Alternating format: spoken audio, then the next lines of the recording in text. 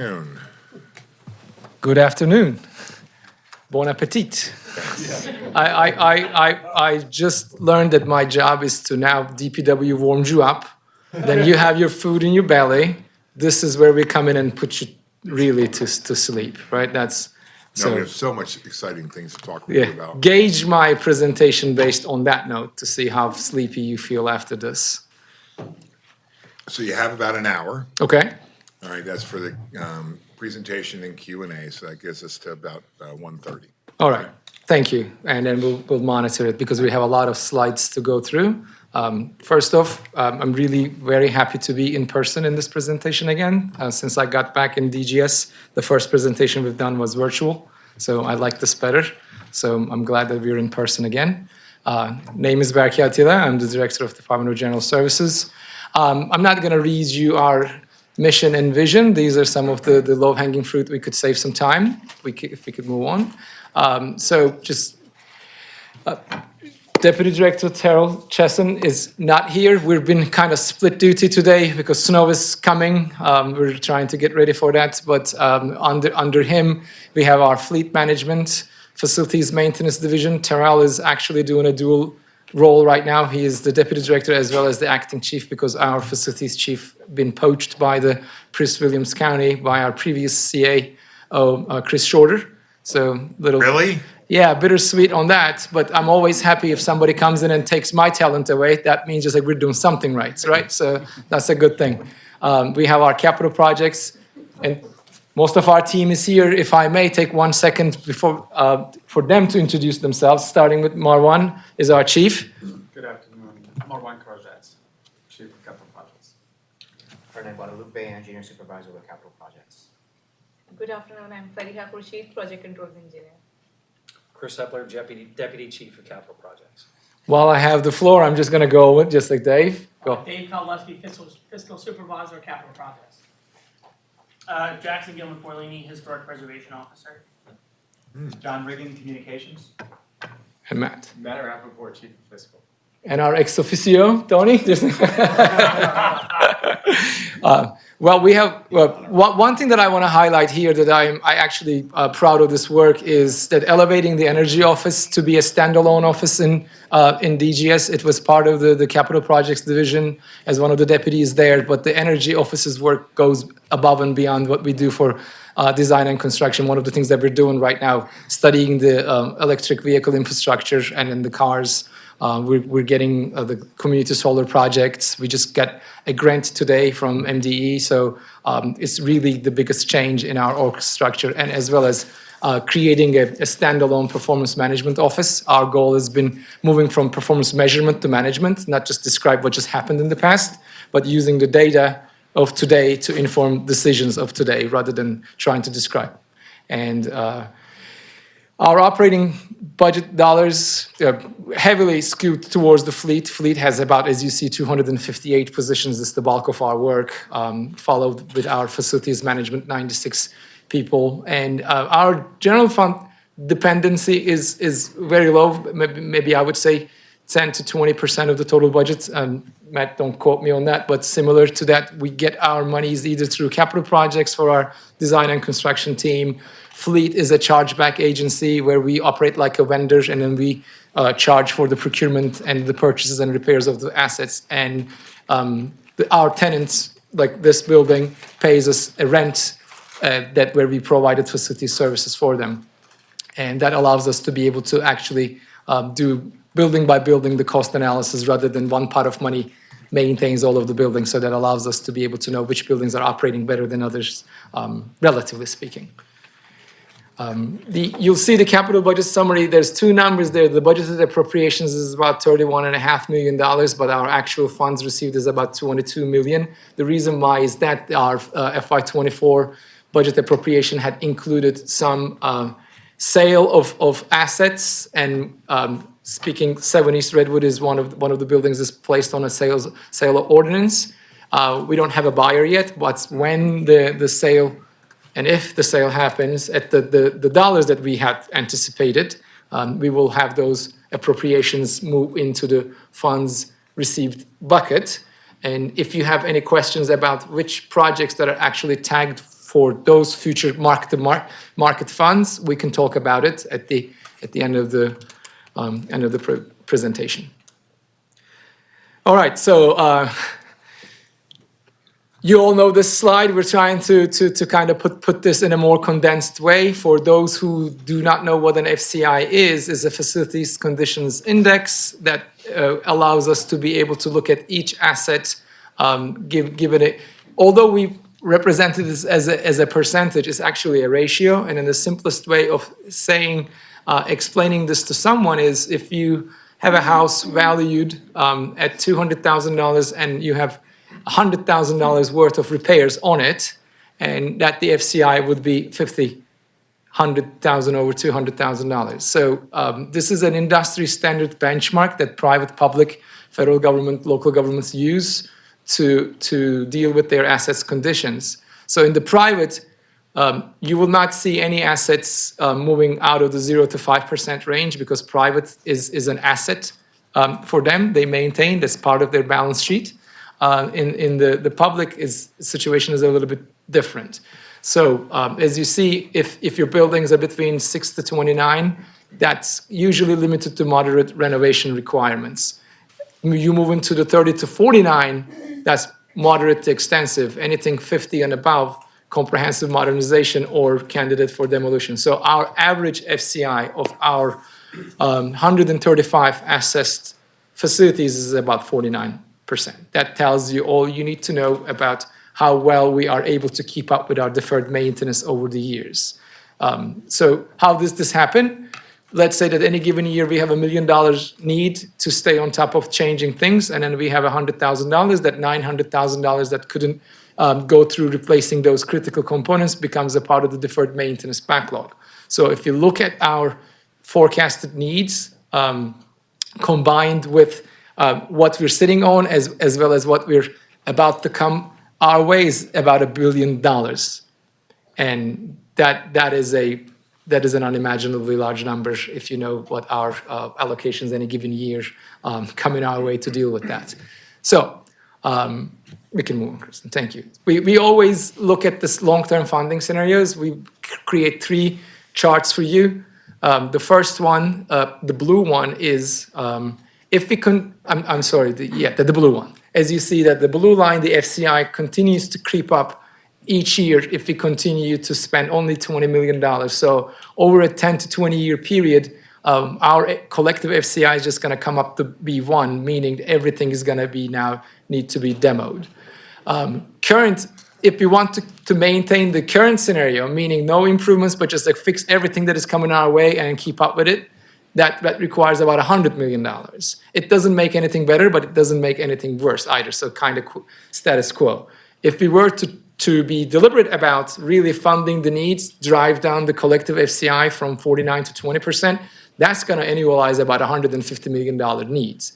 So Director Ryer and I, we always think about the solutions, and we collectively agree that the solution is not to throw more money at this, but ideas around restructuring our campus and using modern work arrangements like hybrid working, remote working, leaning on space utilization better. An idea is to, while we're trying to find more money to fund our needs, but also divest some of our portfolio that just like takes the pressure away from it. Not as easy as it sounds, but it is a collective goal for us to look at our campus where the opportunities are.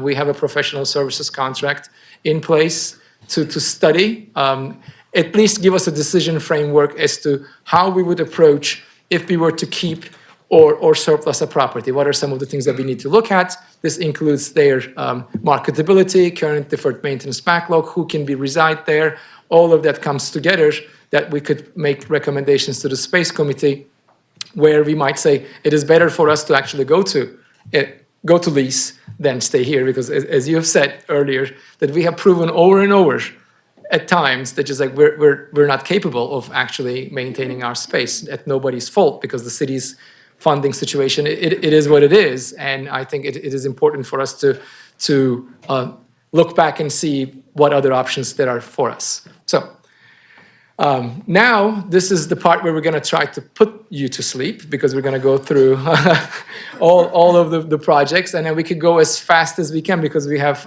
as possible. And for this part, I'm going to invite Chief Marwan so that he can walk you through. Thank you, Director Attila. Good afternoon, everyone. So we're just going to give you a snapshot of the most recent construction project that we completed. This is the health clinic roof that we replaced recently. It has a black top. We replaced it with white roof, energy efficient. You could see the budget was $741,000, and the completion date was in September 2022. The next one, this is an ongoing project. It's 11 phases project, the City Hall exterior restoration.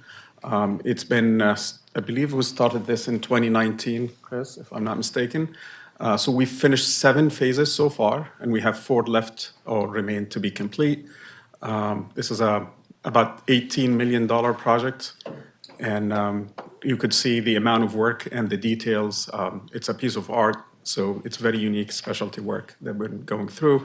And we only can do it at certain time during the year. So we cannot do it during this time of the year when we have freezing season. Another roof, this is a Brooklyn branch library roof. It's a build-up roof, original to the building, and again was replaced with the energy efficient white roof. We call it TPO.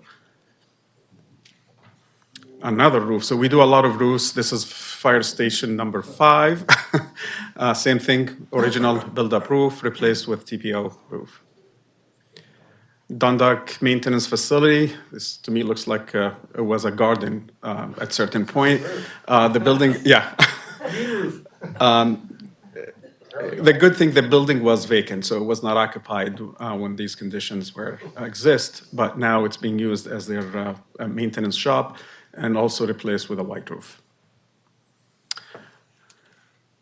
Did we skip? Okay. What was that? If you don't mind. Yeah. Okay. So those are the construction projects that currently are ongoing, and this project is the Harry Cummings building, HVAC next door. Used to be called MECU building. It's about $10 million project, and we're replacing the whole heating and cooling system in the building. Good thing is we're replacing it with electric heat pump. And I know, I'm not sure if you are aware, the state is calling to electrify all buildings above 30 or 40,000 square foot. Don't quote me on that, but there's a threshold where we have to meet this standard. By 2025, any building above or below 7 levels has to meet the standard, and those above the 7 levels, the target is 2030. So every building meet or within that category goes through extensive replacement. It needs to meet the new code. We started design before this code was required, but the good news is when we did it, we did life cycle cost analysis, and we realized that having the heat pump type system is the most efficient going forward. And it's halfway through construction. This is engine 55, electrical upgrade, straightforward. We are upgrading the infrastructure. It's an old wiring original to the building, and hopefully with this upgrade code will be met and would be up and running as it should be. People may not see a lot of changes in these buildings on these infrastructure replacement, but it's essential and it's important for safety. Is that a take plate roof in that? Yes, yeah, it's original roof. And in some occasions, one of the most recent renovated fire station project, we had to strip out the paint and expose the original of that. And it was time consuming, it's expensive process, but I think it's worth it. And a lot of these, some of the paints that we see there, it's a lid paint, and getting rid of it, I think it really make a lot of sense. Well, your historic preservation Correct. professional is probably very happy about that. Absolutely. This is another library project. It's Ricestown branch, and it's an ADA requirements. We have it's a huge ramp that we have to replace, and it's about $700,000, believe it or not. It's concrete ramp with the front steps, It was a competitive bid, and that's the best we could get. The next project is the Southeast Community Action Center. This is actually one of the projects that we really feel proud of. The condition of this building was not acceptable at all. And we started with an HVAC replacement, but then we realized by the time we replaced the HVAC, we found the roof need to be replaced. And we're going to impact the roof. So instead of doing piecemeals, we were able to locate some of extra funds and do the work there and do more inclusive work, if you will. So we replaced the roof, the HVAC, the windows. Also, windows were in terrible shape, and they do impact the size of the HVAC system when you replace your HVAC. So it was a really smart thing to do it all at the same time. And that's kind of the trend that we would love to do projects going forward, Kevin. Instead of doing piecemeal projects, I think we need to look at the full picture, try to get the necessary fund, and because it does help to be more efficient, and it does show the impact rather than the piecemeal approach. So this is also going through construction, and we're about to complete, substantial completion was in November, but we're still going through the final closeout and final completion. So tenants were moved out, but they should be back sometime early in springtime. Projects request summary. This is our priorities for FY 2025. Every project we have in year 2025 to us is a high priority. The target, I'm sure you're aware of, for this year is $22 million. Going through the FCI and know what the needs are, that number really doesn't get us too far.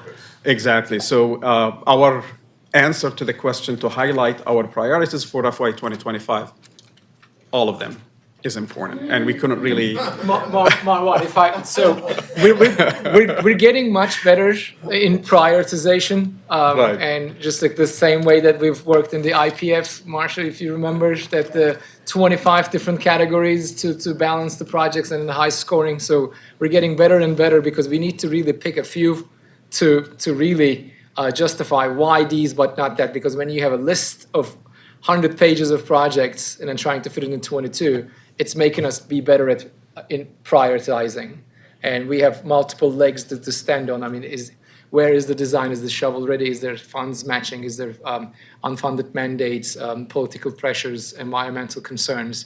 I'm not going to get into all of the details of the prioritization because we have extensive data on the operating maintenance cost of the building, how much effort was spent to keep it alive, as well as what is deferred maintenance needs on the building and what is the next 6-year needs of that building. That assessment that helps us a lot to be able to say, okay, if we were to choose only $22 million, first what we do is what I consider a numerical analysis and the quantitative, and then we take that quantitative to qualitative by pushing that information out to our sister agencies, give them the chance to say, from the numbers standpoint, and our efforts in the past and what is needed, this is what we see that is important for you. But we're not going to dictate what it is. We don't know your operational needs, what you don't know your plans, what are the mayoral pressures might be. So, and in this year, Marwan and his team really extended the time period of extension with our sister agencies and give them a lot more time, not ahead of the schedule, to get them to give us their input so that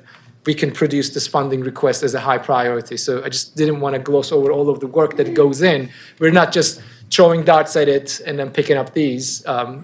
So a lot goes there. We're proud of our work, but at the end of the day, we always have to make really tough choices and say no to a lot of people than that we say yes to. So that kind of weighs heavy on us. You're very, DGS, unlike most of the other agencies that come before us, your direct customer is other city agencies, where, for the vast majority of the other agencies, their direct customer is the resident, right, per se. But you are serving other city agencies, so I'm delighted to hear that you're, connecting with those city agencies. Say, okay, here's what we're thinking. What are you guys thinking? So.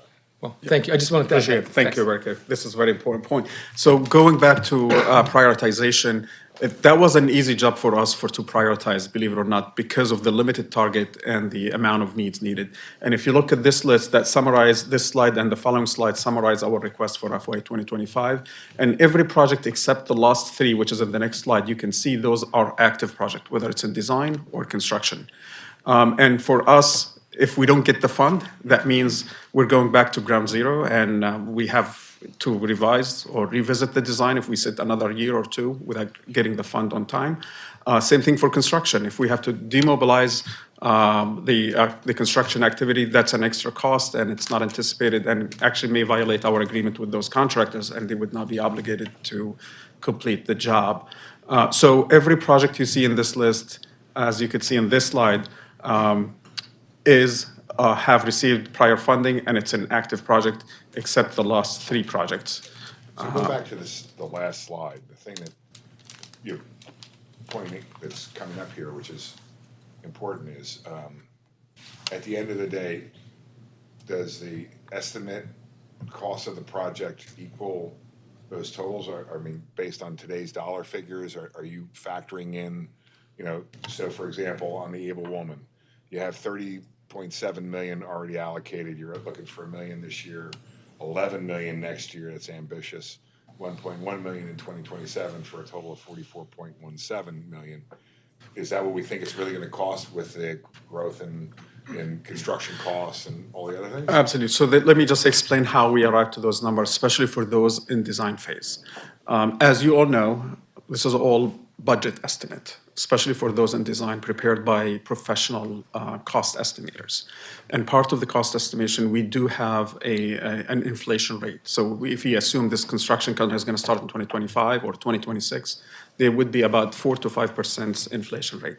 But also we do include a budget contingency because the bids also fluctuate, as you all know, because of the market and the way it's been reacting recently, supply chain, all of that. So we do include 10% for bid contingency and 10% for unforeseen construction or unforeseen field conditions, part of the construction process. So a 10% each? 10% each, yep. So And in that $44 million, you're telling me that $8 million is for contingencies? correct. And believe it or not, based on the track record we have, we always meet or exceed these contingencies. Yeah, and that's So, great. I mean, yeah. Because that money comes back into the pool for the next project. If would be money left over. But recently, we have not experienced a spare money that left over. So, But also recently, we didn't have normal conditions. And I True. think that the world is normalizing a bit. I mean, we have seen extreme supply chain issues, prices are going up with inflation. Right. I think we're coming down from that curve. So if we only model out based on the last couple of years, we are being conservative about our estimates, but rather put the conservative estimate to fully fund it Sure. than be short than look for and hope that we could come short and then we would reallocate those funds to somewhere else. so just to give you an idea why those contingencies are important, especially the bid contingency and the construction. Let's assume we bid this job, we have $30 million in our account, and the lowest bidder on this job was $31 million. So we're short by $1 million. I cannot award this project until I get the extra $1 million. The board would not approve it, finance will not approve it, as you all know, part of the procedures here. So I have to have the full budget upfront before we can award it to the contract. That's the way the city is structured. So it's good to have that extra cushion for a safety reason. Otherwise, that would kill the feasibility of the project and move Well, the it most forward. important thing for me is, I mean, a 20% collective contingency in industry. I mean, Eric, that's pretty high. Eric's with Southway Builders and does this for a living. So I would think that that'd be pretty high. But if you're telling us that's what you're really seeing when you bring these things to bid, okay, then it is what it is. And I'm gonna say this again, because the data is skewed towards the latest numbers. Yeah. And I think it's gonna normal. Door closed. Yeah, okay. And the good thing is about this, if we have extra money left over, we always come back to the planning department and ask them to repurpose the fund for the projects where we think Yeah, is good. the most need. Yeah, that's good. Okay, sorry. So I don't have to go through every project here. We have more pictures to share with you for each project here. Able Walming, so this is a comprehensive renovation that includes fire protection, sprinkler system, fire alarm system, heating and cooling system, electrical infrastructure upgrade. So hopefully this will modernize all the system in this building. Also, we added the roof as well, and you could see some of the pictures of the existing roof.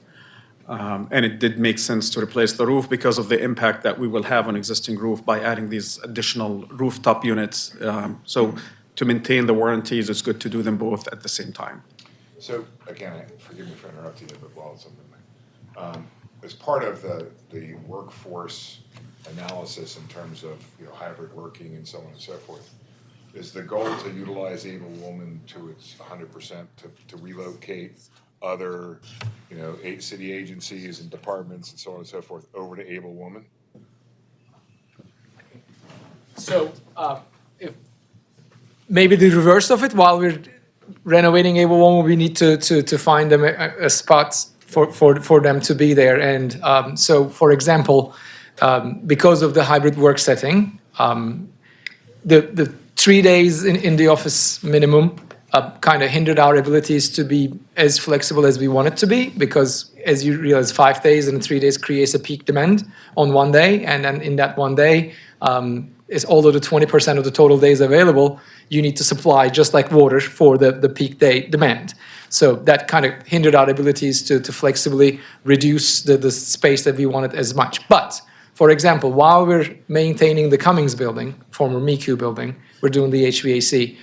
We work with IT, and IT is one of the most capable organizations that could rely on remote work more than anybody else, because the network engineers and whatnot, they really need to be on here. So that allowed us to be able to free up an entire floor and some that we're using as a swing space to move floors in and out, so that we can continue.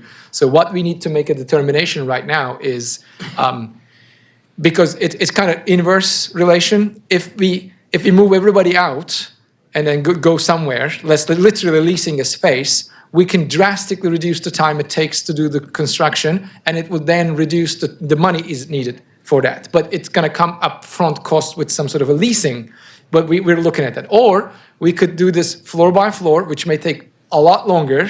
That will drive up the construction cost, but it's going to drive the operating cost down.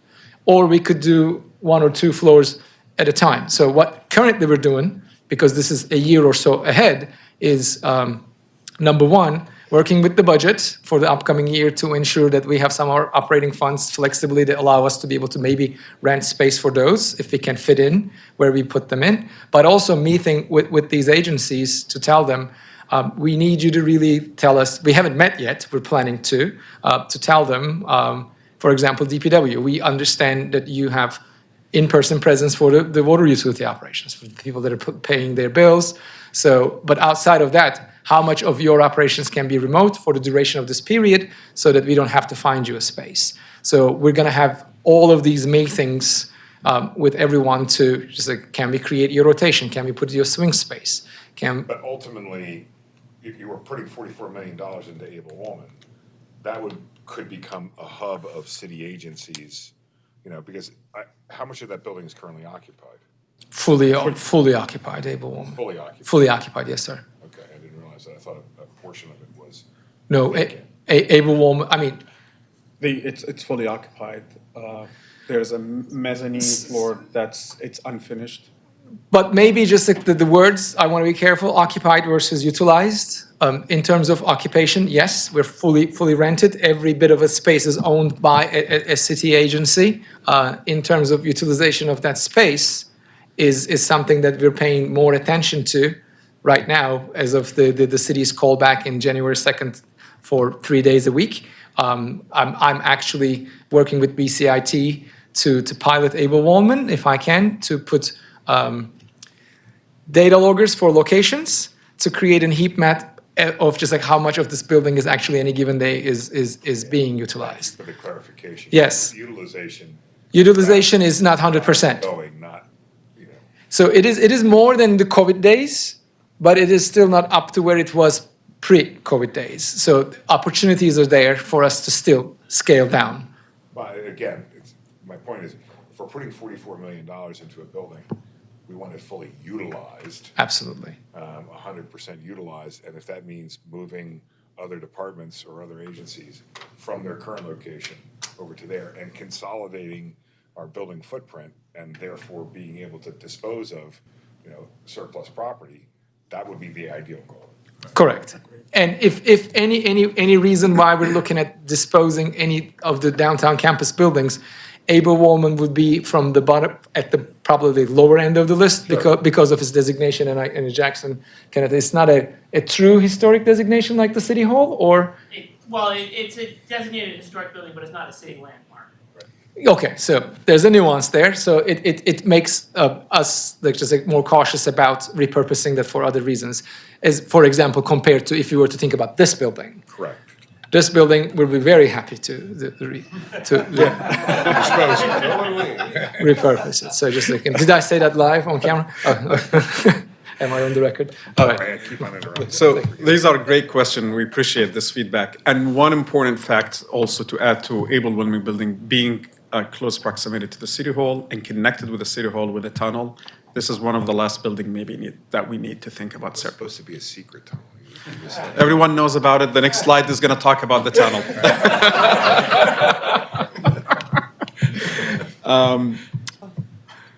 All right, so this is the City Hall stone wall restoration. Again, we're asking for $2 million for the following phase.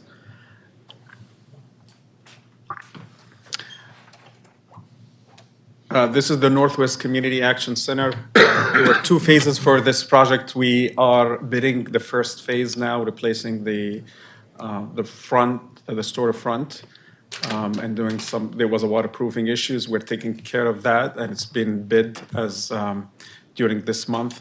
The next phase is a major upgrade to the existing systems that includes windows and includes a roof. The electrical system and the fire alarm system. The City Hall tunnel, that's the secret one. So we do have serious structure concerns. It's not life-threatening, according to the professional engineer that we have consulted with, but certainly it needs to be addressed and it cannot be further delayed. And their liability insurance is paid at the date, right? That consultant engineer, I'm just kidding. So we're asking about $2 million for that project, and we did the feasibility study. We're going into the design phase. While we're still asking for money, we didn't stop the process because we feel this should really be addressed and should be a priority. And this is one of the three projects that we talked about that didn't receive prior funding. It would be a total new request. This is Harford Road Senior Center. Again, this project is going to be a complete upgrade. We include ADA, storefront, roof, HVAC, fire alarm, a complete renovation. It's been neglected for too many years, and it's the time to address it. State had contributed some funds, but the city also had prior funding for this project, and at this time, we're only asking about $700K to bridge the budget gap. This is in design, hasn't moved to construction yet, but based on the numbers that we get, the updated numbers from the design team, we're short about $700K. WIC Center, Dunbar Daycare roof replacement. Talking about $175,000. We received some money last year, but we need the additional fund based on our estimates. We need about $500K for this. Waxter Center HVAC replacement. Again, this is another facility where it needs attention to address the heating and cooling system. It's original to the building and it's outdated and frequent breakdown. You could see how old these boilers and these equipments and the duct work. And Marwan, I'm sorry I keep doing this to you. I think this is a good example to talk about how our prioritization come to fruition when we work with our sister agencies. So this where the health department, and then this is a senior center, and it's really suffered through the heat days of 2 years ago, and then the HVAC system wasn't there, so it created like a massive problem for the council district, the mayor's office, and just like rightfully so, there are a lot of people relying on this on the center to go. And amongst the list of priorities, the health department was very helpful in terms of letting us choose. That's just like if we have limited money. So one of the reasons, again, it's quite helpful for us to use the numerical analysis and marry it with what the actual agency needs are when they prioritize. So this is much needed no more than any others, but this is the. No, but I this mean, is if the health department has come back in and said, this is a priority for us for X, Y, and Z reasons, we're seeing greater participation in this center, its facilities are woefully inadequate for what we need it for, we anticipate holding on to it. For all those reasons, that's a good reason to say, okay, we should spend money on this. Absolutely. Okay. Just wanted to highlight that as an example. Just a quick question. Last year you had a slide and you had a prioritization by agency. Did you have it this year, a slide which can, because that would kind of. We had received the new guidelines about the presentation. That was not one of the slides to be provided. But we can. But we will be happy to provide we, it. we can That'll do be that. good. Okay, We can thanks. do that offline. Yeah. So for this specific projects, now we are actually in the proposal phase. So we're trying to determine what the scope of work extent should be. We know it needs to be complete replacement. We're expecting a proposal anytime soon to start the design. We do have some money to initiate the design phase, but the additional money that we need for the construction. And hopefully within 12 months, the design would be complete. By the time we receive the money would be the right moment to start the bidding phase. This is the Southern Police District interior renovation. So mainly restrooms, locker rooms as well, and fitness center. A lot of these bathrooms in the police district do not meet the standards for being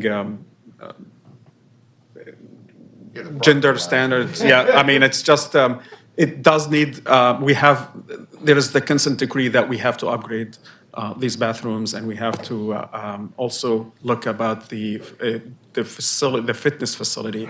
A lot of these stations have space that is not being utilized and been used as a holding cells and been vacant, and we realize this might be the right place for a fitness center. We certainly want those officers to stay in a good fit. And a lot of these requests coming directly from the police operation, and it's in their highest priority as well. Eastern Police District roof replacement, restrooms and locker room, same thing as well. We're asking $550, but we estimated this to be about $3.5 million. There's another new project. It's a new request for this year, Bromo Art Tower. It's a historic. I'm not sure if it's a landmark or not, Jackson. It's a very unique structure, and it's there are some deterioration and it needs immediate attention. Water damages, as you all know, it leads to structural concerns and structural integrity. So we really need to address that as soon as possible. Why And does the city own that building? Wasn't that a privately owned building that? I am not sure about the history, but Both has a long way. The city acquired it, I think, in the 1960s when the Emerson Company gave it to the city, which it had been intended to build the fire station that's there currently. So the lot is shared with the Stedman Fire Station, and the tower itself is operated in partnership with BOPA. There was an LDA that was done in the early 2000s in which basically the improvements are nominally owned by BOPA for the term, I think it's 30 or 40 years, but the city owns the ground underneath it. And so there is also an ongoing relationship that's spelled out in that LDA for capital improvement. And so even though it's a semantic argument, but the city basically owns it as a legacy of the fire station being located next to it. Okay, thank you. Sure. thank you, Jackson.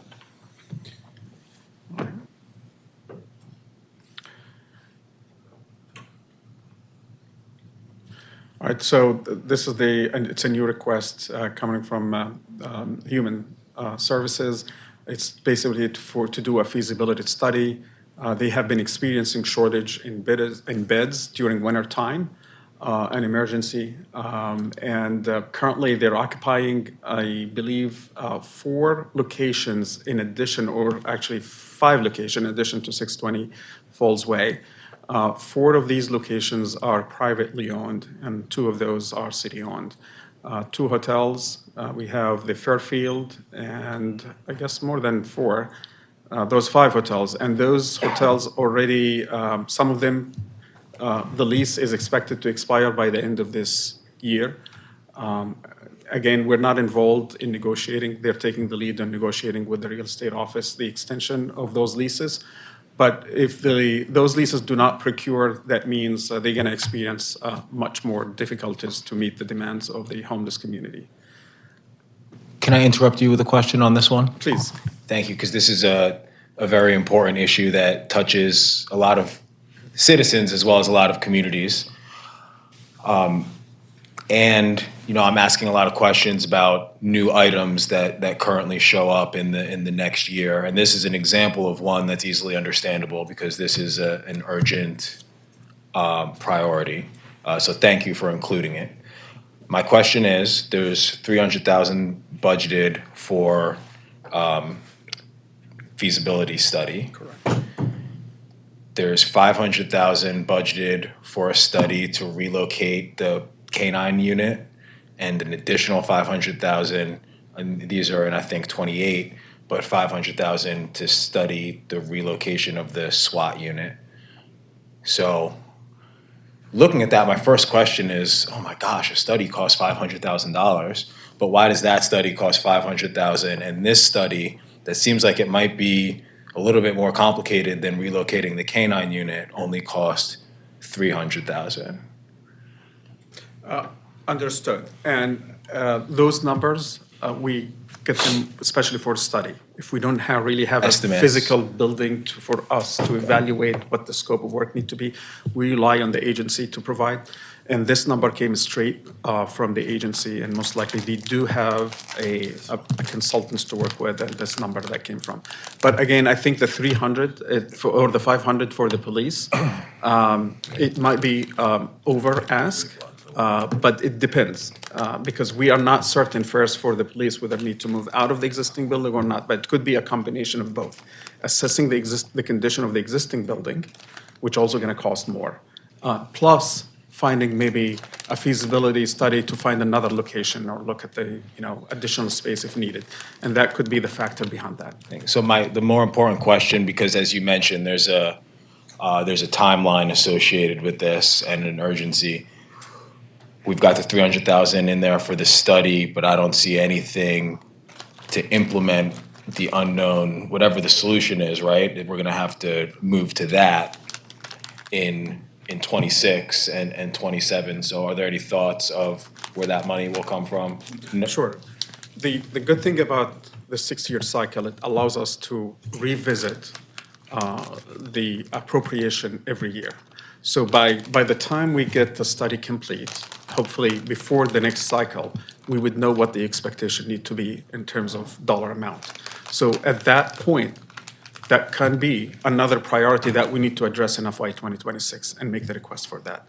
But looking at the current scenario and current situation, it doesn't seem, even if we get the money right now, we cannot meet the deadline of the lease expiration.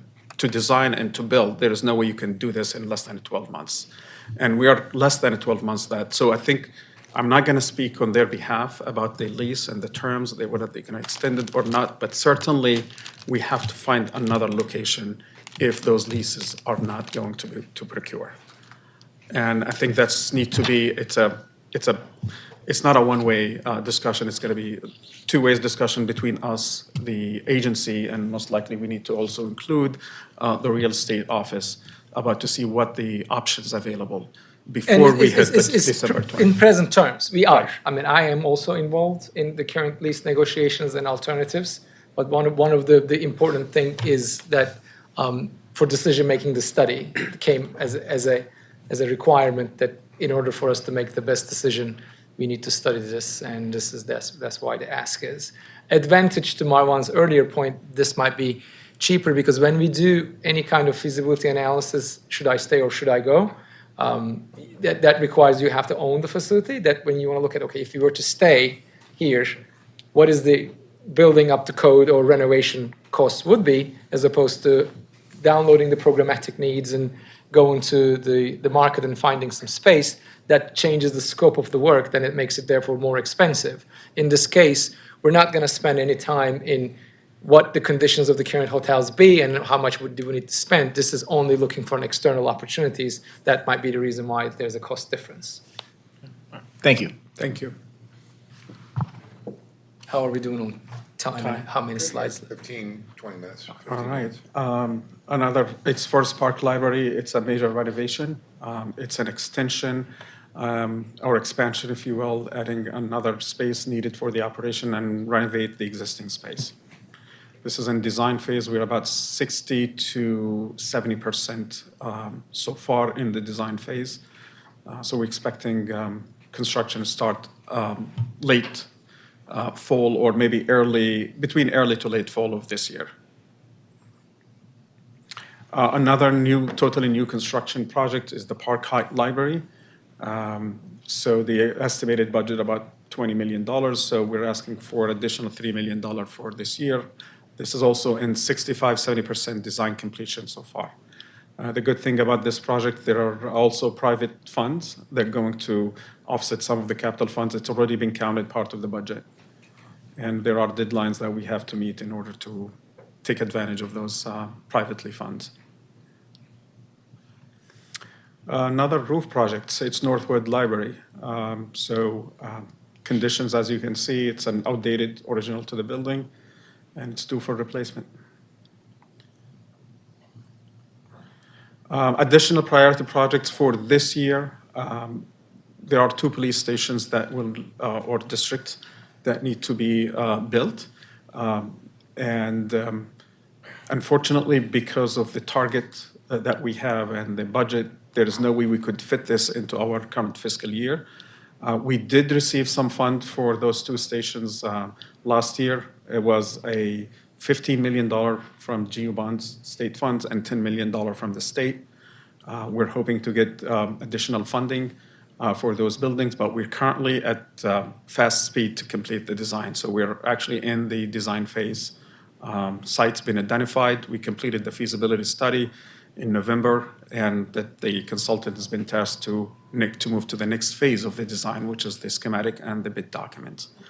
This is going to be completed by the first quarter of next calendar year, the design. So I'm hoping if we get the additional fund this year, if not all the funds, most likely will be additional requests in the next fiscal year in order to be able to stay on schedule in terms of construction implementation.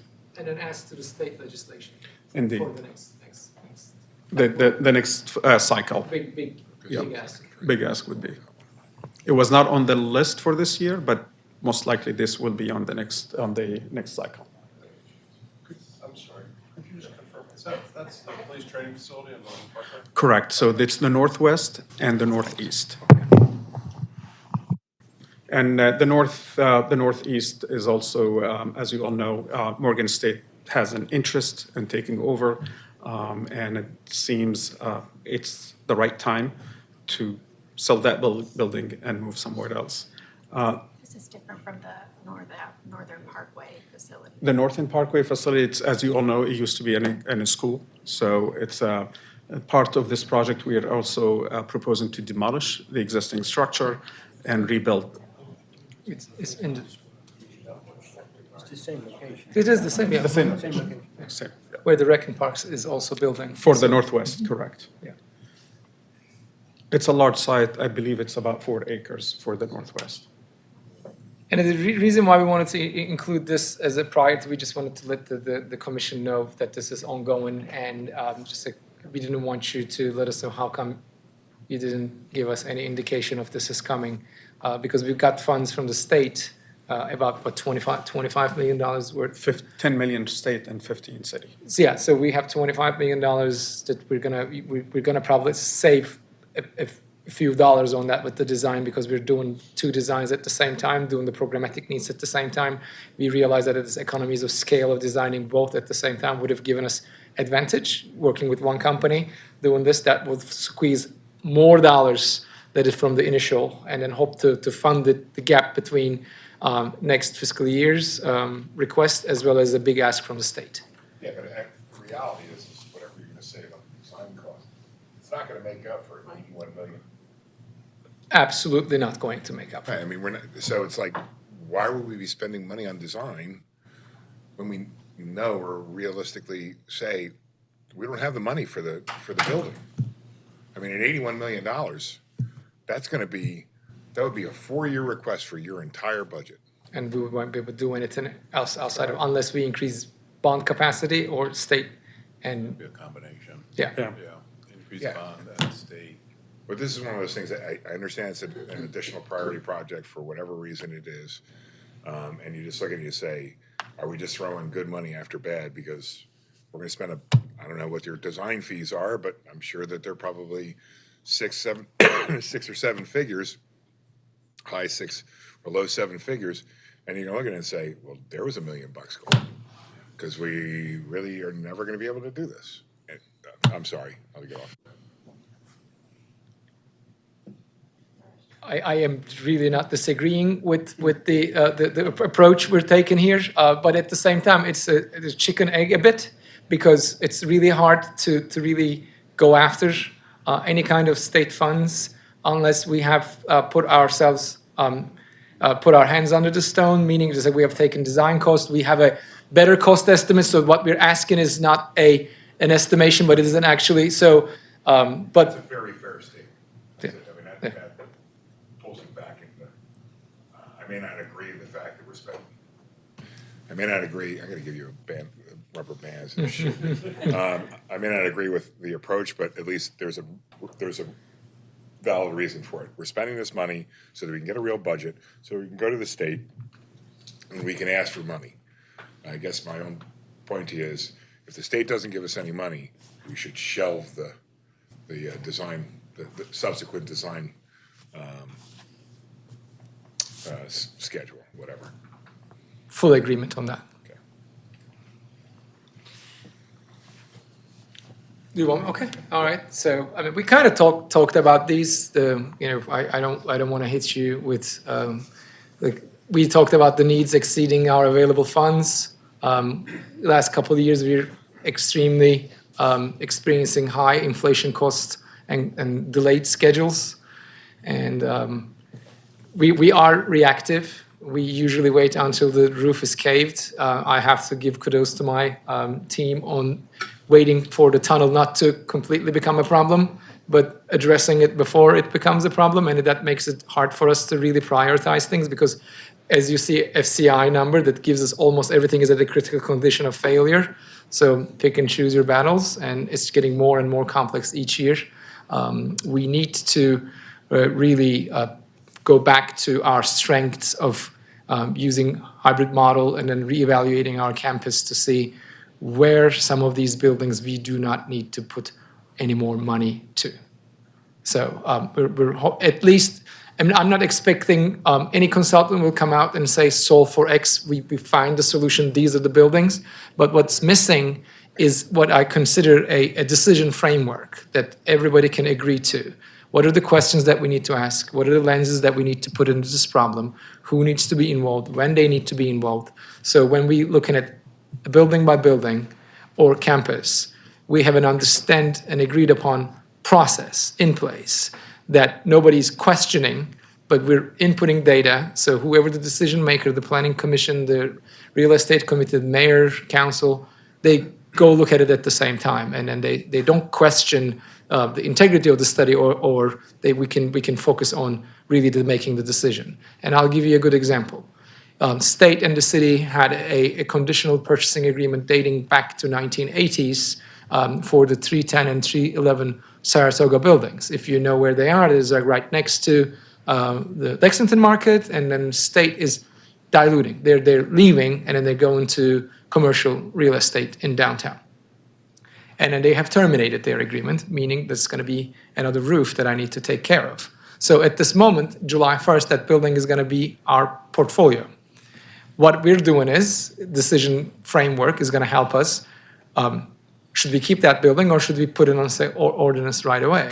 Or that building could serve as a consolidated downtown operations, and we might consider selling Cummings and or Benton. But rather than having these isolated and siloed conversations, if we created this decision framework ahead of time, so when we get to these these decisions or buildings that come in our portfolio or leave in our portfolio will have an agreed upon system in place that we can make decisions. Even if I'm here or if I'm gone, doesn't matter. The process should survive, and a process that should be developed, which we do not have now. And that, ideally, that process and those decisions that are made endure the time and change in leadership. It should. Because one of the It should be things that- agnostic. Well, exactly, because one of the things that under Mayor Pugh's administration, we started a conversation with DGS. There was a work group that was created to evaluate city-owned properties and go through an evaluation of what we should dispose of. Well, the administration comes in and it's gone. Yeah. And, we were having great conversations with Chi-Chi. Then all of a sudden, there was no more meetings, and we're done. Now, Chi-Chi's given us more buildings from the state side. So you got the former CAO, you got the former DGS director. Man, okay. So one thing we still have that, regardless of the administration, is the analysis and the information that we put together. So when we met with our consultants, they significantly reduced the professional study fee when they saw the amount of information that we have actually. They were thinking that they were going to come in and then start from zero, do all of this assessments, pull all this info. We have really good information. And what we started to do also, make it easy, we call it a baseball card, John, just creating a very specific one-pager for each building that talks about basic things, like where it is, the age, the condition, what's happening, what should happen, how much money it will take. We're hoping to get the additional information, maybe with BDC and our professional services contract, is what I would say is a marketability of that building. So what is the developer's interest, like an index. And if it's a Venn diagram, we could say, this is an underutilized building, occupied by underutilized, let's say, and this is how much money it's taken away from us each year in terms of operating, and then this is how much money we need to spend in terms of deferred maintenance. And if those are high, utilization is low, in a good location where the developer's interest is high, that building is going to mark for sale, right? And if there's no designation. So we can do that by building. However, working with MOID team, Tony's left us, we realized that each building is not its own silo of a decision. There's a rippling effect of the domino pieces. What I'm considering is setting up different tables of dominoes, and I want to kick them to see just like where they end up. That requires a high-level coordination.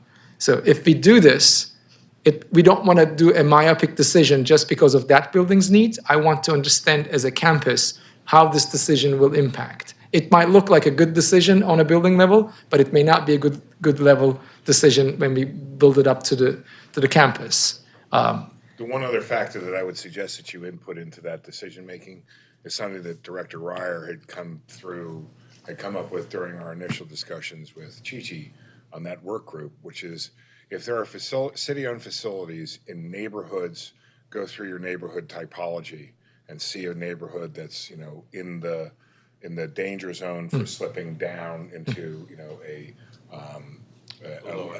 lower tier, and say, okay, there's a facility here. We should maybe we can invest money into that to help stabilize the community, create a center there, and use it as a community revitalization effort.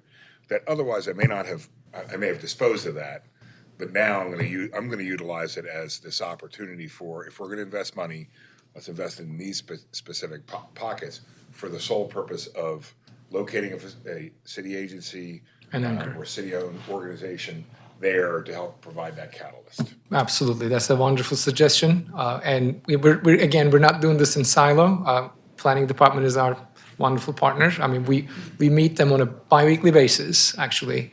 We always have good problems to solve, and couldn't have asked for better partners than the planning team. Great. Thank you all very, very much. Let's go with questions, starting with Commissioner Collins. Thank you, Mr. Chairman, and thank you, DGS. I know many of you, worked with some of you for a while. I'm just very impressed by the group you have with you, particularly Hernan, who, I don't know, used to work at DPW. Speaking of stealing people from other Yes, yeah, agencies. So. And I know he's a good guy, and I've worked with Marwan for a lot, and I just really enjoy all of you. You are so thoughtful in your processing and reimaginings and making a dollar stretch farther than it could ever go. I'm happy to see that there are going to be some HVAC improvements in Able Woman. I've been there my entire career, and it really does need that help. It's a wonderful old building with great history, but the cornerstone says 1925, and we ran out of Band-Aids. So I'm glad to see that, and certainly the tunnel. I use it all the time. And I know we have a nice 8-inch water main above it, so its integrity is pretty important to us. I don't want to have to tread water to get to City Hall. So those are all great opportunities, and I do appreciate the before and after photographs you provide, because we can listen about with replacements, but those before and after pictures really hit home when you see what can be done. So you should be proud of that work. That's all I'd like to thank Planning Department's vision for the new slides, including them. So I don't want to take credit. We just supplied the pictures, but I think the vision came from. Well, please keep doing it, because I think it's important for us to see that kind of need and that kind of result. So I just wanted to commend you on your work. I didn't have any questions. Thank you. Thank you very much. Commissioner McCoach? I have one question. I'll back away from that mic. In 2022, the state passed greenhouse gas reduction commitments, which obviously are important. But I was wondering, I mean, the first deadline on those is within the time frame of our capital budget span. And I think that those are going to require significant investment. I was wondering if your requests for today and the coming year anticipate those, and if you have any observation about bringing, I believe that the expectation of the state is that municipalities will take the lead in this. And I'm wondering, in terms of your long-term capital requirements, are we even close to having the resources to meet that objective? That's an easy question Yeah. to answer. No,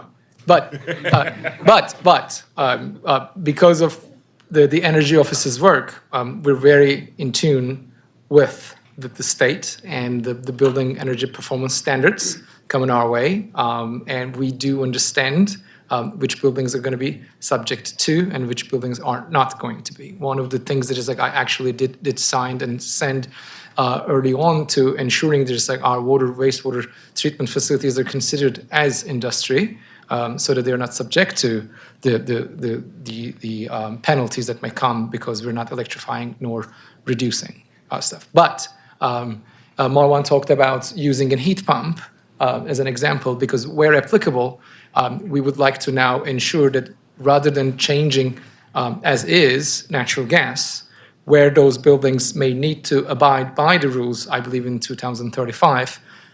I'm not sure about the date, but I know that it's 35,000 square feet and above. So that becomes a part of the decision making. Because we don't want to get into a situation where we had the opportunity to upgrade that with a small Band-Aid, and then we would have to do the job again in 10 years because we need to be compliant. So that is absolutely part of our thinking, and we just do not have enough money. That's an absolute also. But that's just going to shake our future year prioritizations, because the penalties could add up. We're talking about.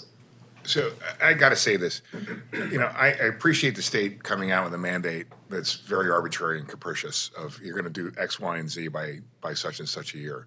I think it's incumbent upon the city to turn around and say, we appreciate and endorse your goal of doing this, but here is the reality of Baltimore City trying to meet that mandate. And if you're going to monetarily penalize us for not meeting that date, I got a big problem with that personally. If when they establish the law, we can't meet it, we know we can't meet it, then we should push back immediately and say, listen, we're with you, but we need, as opposed to 2030, we need 2050. simply because of our capital needs and so on and so forth. And we are actively engaged. I just wanted to say that. But Marwan, please. Yeah, thank you. It's true. We are actively engaged through the Energy Office, but also one of the good things that the city has, most of our high usage buildings that within this criteria are located downtown. And most of our downtown buildings are on the district. So if there would be any penalty, I mean, this should be deferred to the district, and the state has to work directly with the district. We're talking to the state about that we shouldn't be penalized as the end users. But the word is should. It's not clear yet. It's not that's clear, the engagement. but that's part of the engagement That's the and the engagement. discussion. And what I'm trying to say is that we often get mandates from the state that are applicable primarily to the private sector, but they're applied to the public sector for, equity purposes and a variety. We should push back. We should feel comfortable pushing back and saying, hey, we're with you. We agree with you. But here's the economic reality of this. We are not a private office builder or office owner who can renovate their HVAC system to come in compliance and then just turn that into And pass it through. an uptick in the rent. Yeah. It's just, we're not the same thing. So I guess my point is, don't be shy in turning around and saying, whoa, we can't do this. We appreciate that support, truly. I'll help you write a letter. Damn it. No, I'm just kidding. Commissioner Allen. My question does involve money, but it also might be better directed to the historic preservation person, please. You can't hide, Jackson. With regard to historic buildings, and I guess best related to City Hall, but perhaps there are other buildings, do you have to find artisans to do things like, I think it was slide 23 that I saw where they were working on, and I should know the names of the architectural pieces they were working on, but they are escaping me right now. And I would assume that costs a little more. Yeah. And is it becoming more difficult to find those artisans? So the answer to your first question is yes. We do ensure that we have the people who are qualified to do this kind of work, the artisans, the tradespeople and craftsmen who specialize in some of these trades that are maybe not as common. In the case of the City Hall project, we have a really great contractor that does a lot of work on some of the buildings in Washington, D.C., including the U.S. Capitol building. So they're highly experienced, and we will write into the bid solicitation for these contracts minimum technical qualifications to show years of experience performing these trades to ensure that they're capable of it.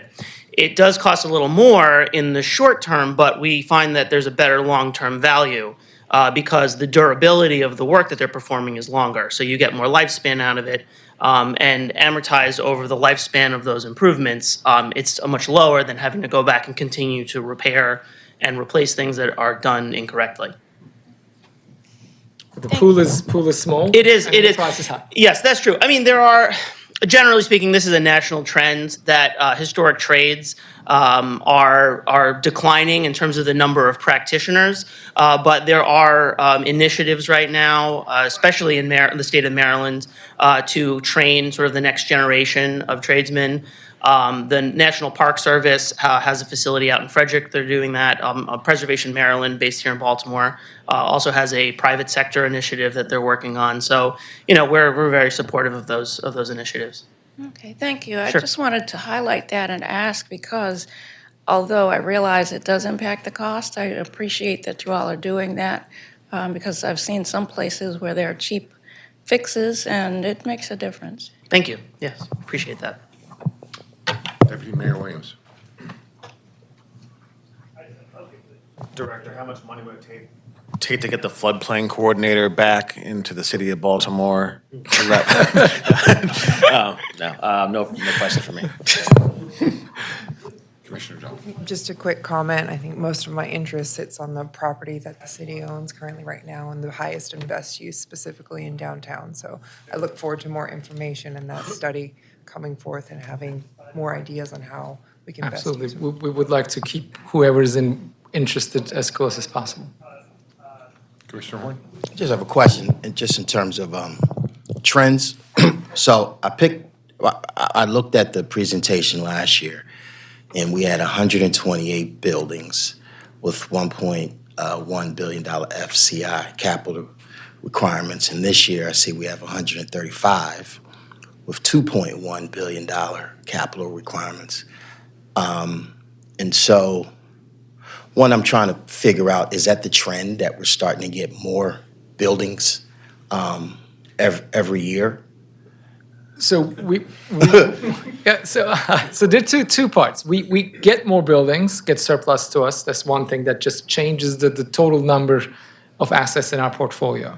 But we haven't yet, although we've been working on this since 2014, yet able to assess every building in our portfolio. So we continue that effort. So as we add more buildings that we assess, the numbers can change. But also some numbers can go on the positive side because we also do make improvements as well. On the flip side, the ones that we couldn't do improve, they get worse. So the deferred maintenance get worse. So the numbers are not necessarily apples to apples for both reasons, because the number of assessed buildings are changing each year because we will continue to do assessments. And assessments could be done in two ways. Like as I told you, Saratoga buildings, 310 and 11, will be assessed and then probably be part of the portfolio, may change the number of buildings assessed and then may change the number that you're looking at. And if we do sell a building, that may come down, and then we have other facilities that we're geared up to do assessments. Assessments do take time and money, so we can only do a certain number of them any given year. But as I said, we have been doing this since 2014, and the emphasis was obviously the big boys, right? Just like which buildings need to go first. And then that's the downtown campus, the fire stations, the police, and now we're at the peripheral. So I'm not expecting, as we add more assessments, the large number to change a lot, because the 2080 applies. 20% of our buildings cost 80% of our capital backlog. And that's, the city hall needs is gonna be exceed any number of combined cap centers. Am I answering your question? That's fine. Okay. And then my second question is just on the surplus buildings. How is that going? What's sort of been the feedback from RFPs that you put out, the response? Well, I regret to say this, but I don't think that it is going as fast and as effective as we would like to be. And one of the things that we're revamping the space utilization committee to a real estate committee. They're working a lot closer with our partners in HCD, real estate office on the comptroller sides, the mayor's office, business development budget, and us. We're trying to identify how best we could, surplus these properties, but more importantly also for me, is when the surplus is going the other way, when we're intaking a property that is given to us.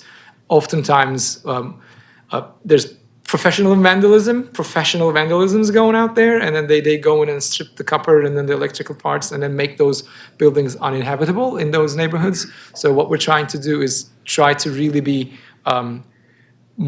try not to give any opportunity for someone to do any harm to those buildings going to come our way because of the transition period where nobody is looking at it. Because there are steps that takes place between the state and the school system when they give us the building.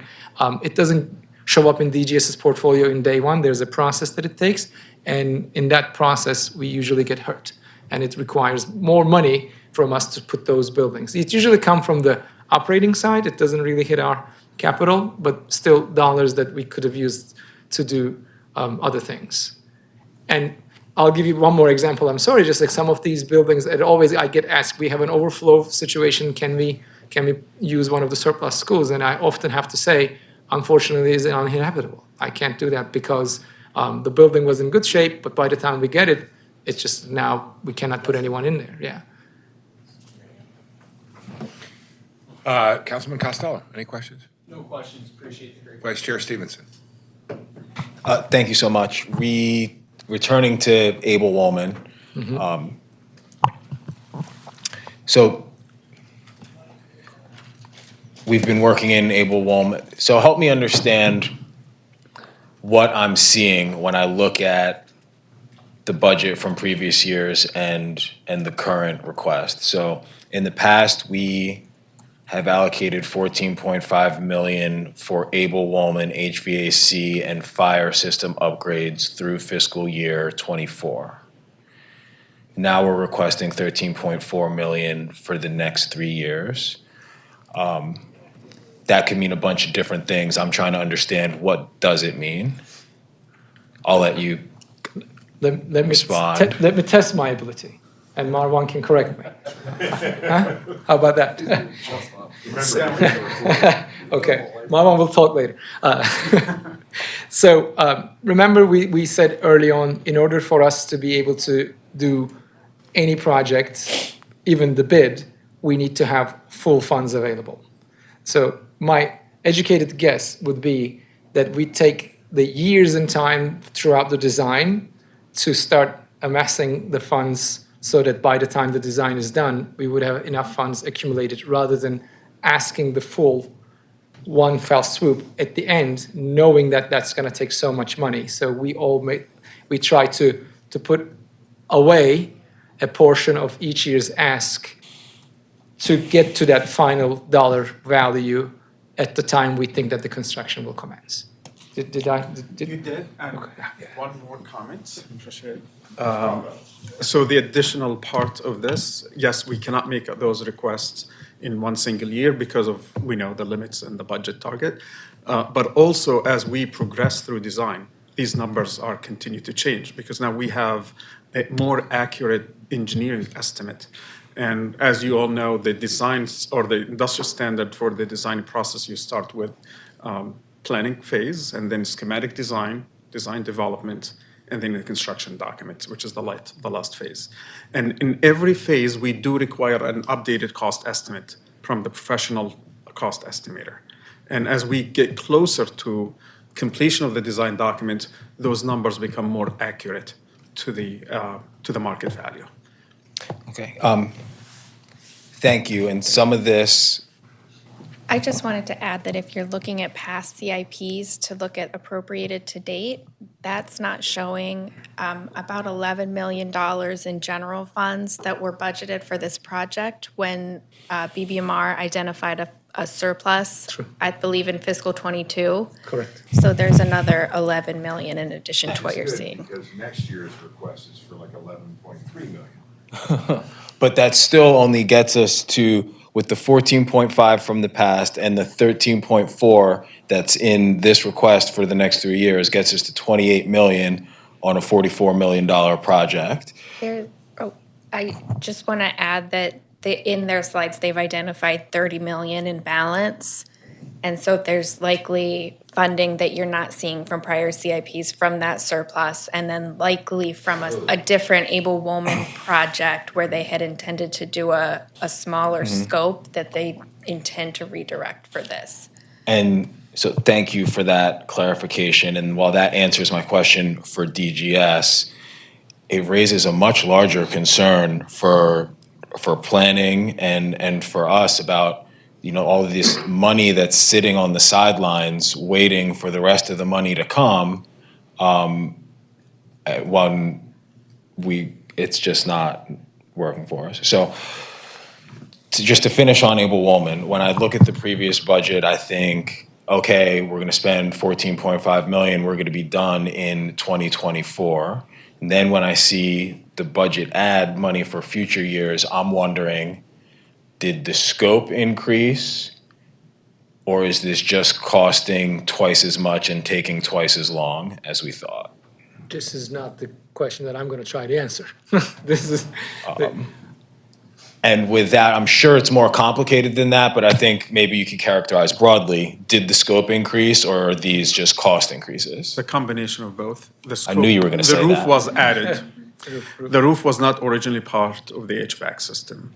And as you. It's not usually part of the HVAC system? It was not usually, but when we start working on the rooftop units, and the roof is not easy to be accessible, you have really to climb stairs to get there.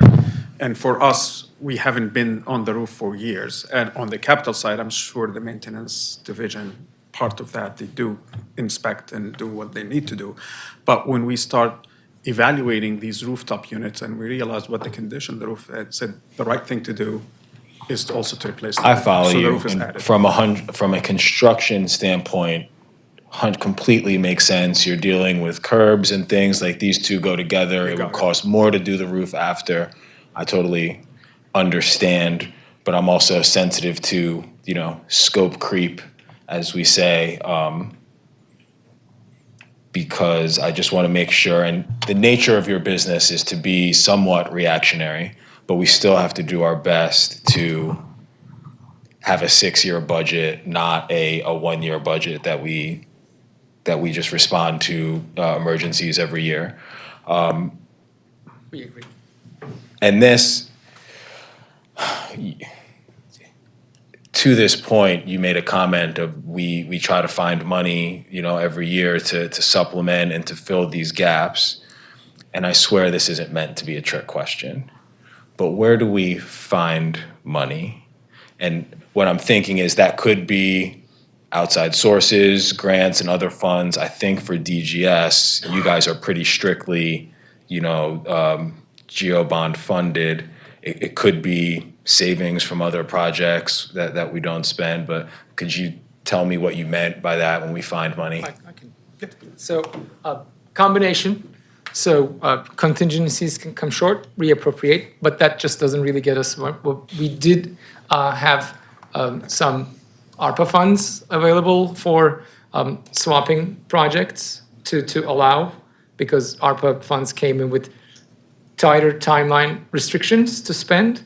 So we said if there's for example, hypothetically speaking, there's a design in the phase that we're going to spend $2 million, that if we know that it could be completed within a time frame, that some instances we were able to use the ARPA funds for that $2 million to free up that $2 million to be able to use another geo-bonded project that may not meet the ARPA's timeline. So we were fortunate enough in this period to be able to get some support from that. Like Kristen mentioned, we came to BBMR at the conclusion of the fiscal year when they were we had a better year in 2022, going into 23 with more surplus in hand, and we asked to provide $11 million or so to supplement the HVAC project, knowing that we were never going to be able to get that. So we take every opportunity that is possible, either going for private funds, matches from state, reappropriating, canceling other projects to put, and or whatever surplus that the city have. We always ask, and we were able to get some support this year. I don't know how this fiscal year is going to go, but if there is $1 left, we will make a request for that $1. Don't know we will get it or not, but we will make the request. Great. And one last question. Before that, I'll just make a comment. Kristen, I think some of these questions in the future could be addressed by slightly more specific scopes of work on some of these projects, because a lot of these projects are HVAC repairs, and then it goes on year to year, and it's just not clear to us if the project didn't get finished in the original timeline, if the scope increased because we got in there and there was more than we expected, or what is going on. So maybe, nailing that down so these aren't so open-ended, I think would be helpful. My last question, what is School 33? I'm sorry? Light Street and Federal Hill. What is School 33? Oh, it is the school on the Light Street, Okay. isn't it? Yeah. But, so it's a It's an school? art school, just like a. It's a city high school. It's It's a former school owned and administered by BOPA. That's on the. An art gallery, and then it's an art space to be rented for artists. Yeah. I suspected that maybe it wasn't strictly a public school, because my question is why it's in this budget and not in the school's budget. Yeah, it is not an actual school anymore. It's a school building that is repurposed, managed by BOPA, and we have a say in it in terms of maintenance and capital. And just really right next door to my house, actually. That's what I just said. So it's a BOPA building, not a school. Yeah, correct. Cool. All right. Thank you very much. So Thank you so much. Last question from me would be, I appreciate everything you're doing. I think you and your team are doing a phenomenal job with a very, very limited resources, financial resources that you have, and you are in some instances applying Band-Aids, and in other instances doing some really phenomenal work, such as City Hall. And I think that's great. I also know, in speaking with you offline, that you're a very forward thinker, very progressive as it comes to this. My question is like the Park Heights Library, okay? Is that part of the redevelopment of Park Heights? Is that a stipulation that was included in the Park Heights redevelopment? Please. Thank you, Director. So it is. It's involved with the Park Heights Master Plan. It started back in 2006. A lot of the money comes from the local impact aid, the casino impact funds. And that process has also been a community-driven process. So that project was always the top-ranking community priority. Perfect. That's exactly what I needed to know. As far as I'm concerned, that should have been done by the private developers who are redeveloping Park Heights, as opposed to the city. Included in the first floor of a mixed-use building, where the capital and everything is being defrayed, we don't own the building. We're just leasing the space for a library. That's the kind of thinking that I think we need to collectively say, wait a second, before we obligate ourselves to spend $11.3 million or whatever it was on that library, we should look at, maybe it makes sense for us to push that back onto the developer and say, we will pay you X in lease period in this, and you're going to own that, and you're going to maintain it, and you're going to be responsible for it forever. All we are is a tenant. So I think we need to just kind of switch the thinking and say, whenever it's possible to throw it back onto somebody else where the city has no responsibility, we should definitely do that. I want to actually, I see Deputy Mayor Williams going, and I just want to give him the credit for also being a very forward thinker, and he always comes to me with any project of just let's think outside the box. What can we do, leveraging funds from outside, private partner, and I know you are, and I know you are. And he's been a great partner from the mayor's office, not just supporting it but coming with ideas and then pushing us through to think differently. And again, I said that the planning department is already thinking like we do, and we're always attaching that first look at not solutions based. This is what we do, but results. What do we want out of this? And then that give us different ways to explore. We have not yet been very successful in our attempts, but just that doesn't stop us from trying. Yes. Let's keep trying. So.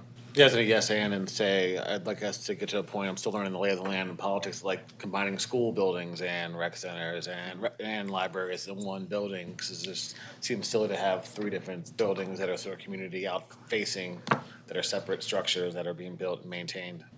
And yeah, I mean, I guess to me, the first question that I would ask is, do we need to do this?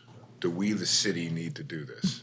Or can we put this back onto the private sector and let them do it where we become a tenant? Right? That would be kind of, okay, now if that's the case, what are the criteria? And that gets back to, it's just I would also like to ask you to restart the whole surplus property work group that we had started so that we can continue that effort. Because I think that was a valuable effort. Unfortunately, it just got cut short. With regard to the libraries, libraries is exploring two P3 projects, one in Washington Boulevard, one on Greenmount Avenue. They're also exploring two joint projects with recreation centers. Good. And so this is part of that approach. It's on the same property as a As a rec relatively center? new, yeah. Okay. I mean, I think it's great. I'm sure that it just struck me, you got a new park, you got a new library. It's in a redevelopment area that's been a lot of focus for a long time. You got a redeveloper. Maybe it should have been part of that whole negotiation where you say, again, if my thinking is, do we need to do this? Do we need to be the ones doing this? Or can the private sector take care of it? There are extreme advantages. Fiscal officer in me also tells me that when you do the capital project, that's a part of your GeoBond limit. If you do the partnership, that is an operating expenditure that's amortized over a longer period, that it is much easier to find those dollars. $2 million over the next multiple years over a billions of dollar budget versus having to find $100 million where your entire GeoBond is 80. So that's one aspect of this. And it mitigates the risk It puts the performance bond on the provider to ensure the quality of the maintenance over the building is going to be there, as they are the owners of the building. And we often have our operations some sort of an operating expenditure or rent to already go through the current building. So it's not just like finding a brand new $2 million, but just like finding the delta on the operating. So it makes a lot of sense to do it that way.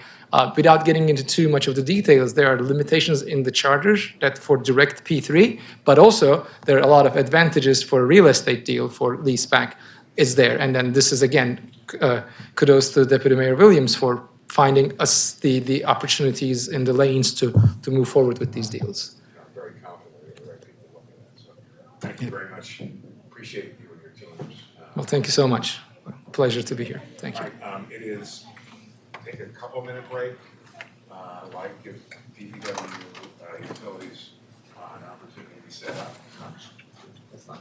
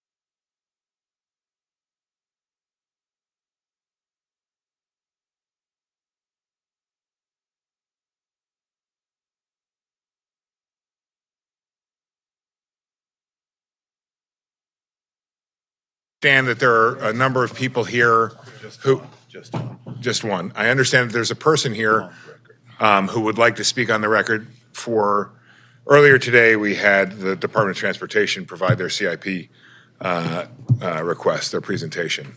Unfortunately, from a scheduling standpoint, I too thought that they were last. And so when they showed up first, I was a little bit surprised. Because of a variety of different scheduling issues, they came first. And so I would like to give that person an opportunity to testify on the record and provide us their comments so that they are incorporated in our deliberations. So welcome. Sorry for the mix-up. Thank you very much for this opportunity. My name is Dr. Dolph Druckman. I am representing myself and a number of community organizations that have significant concerns with the performance, credibility, outcome, and equity with the projects that DOT has undertaken under Complete Streets. There is significant concern. It is citywide. It's not yet organized, but it soon will be. I'm not here to argue the benefits or the goals of bicycle infrastructure or complete streets. That's a different argument. I am here to make a plea to this body that given the extreme budget shortfalls that we're having, or that we anticipate in our transit funding, that there be at least a low priority for funding any new expansion of the infrastructure that's being proposed. And I say this because we now have a good almost 15-year history from when Fred Shokin and others started planning for bicycles.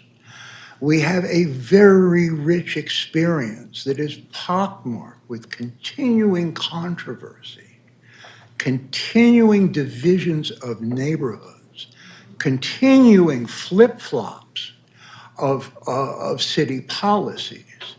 And there has been nothing in the last 5 years within the department, within City Council, or our executive body to significantly evaluate what we have done. So in the absence of any evaluation, the presence of significant concern for the performance of our agency, I simply implore you to take a breather and at least consider that the priority for their wish lists to undertake new capital improvements really has to be low, since there's significant questions of what's already out there. I previously provided a written testimony with very simple photographs that speak volumes about how things have not been maintained.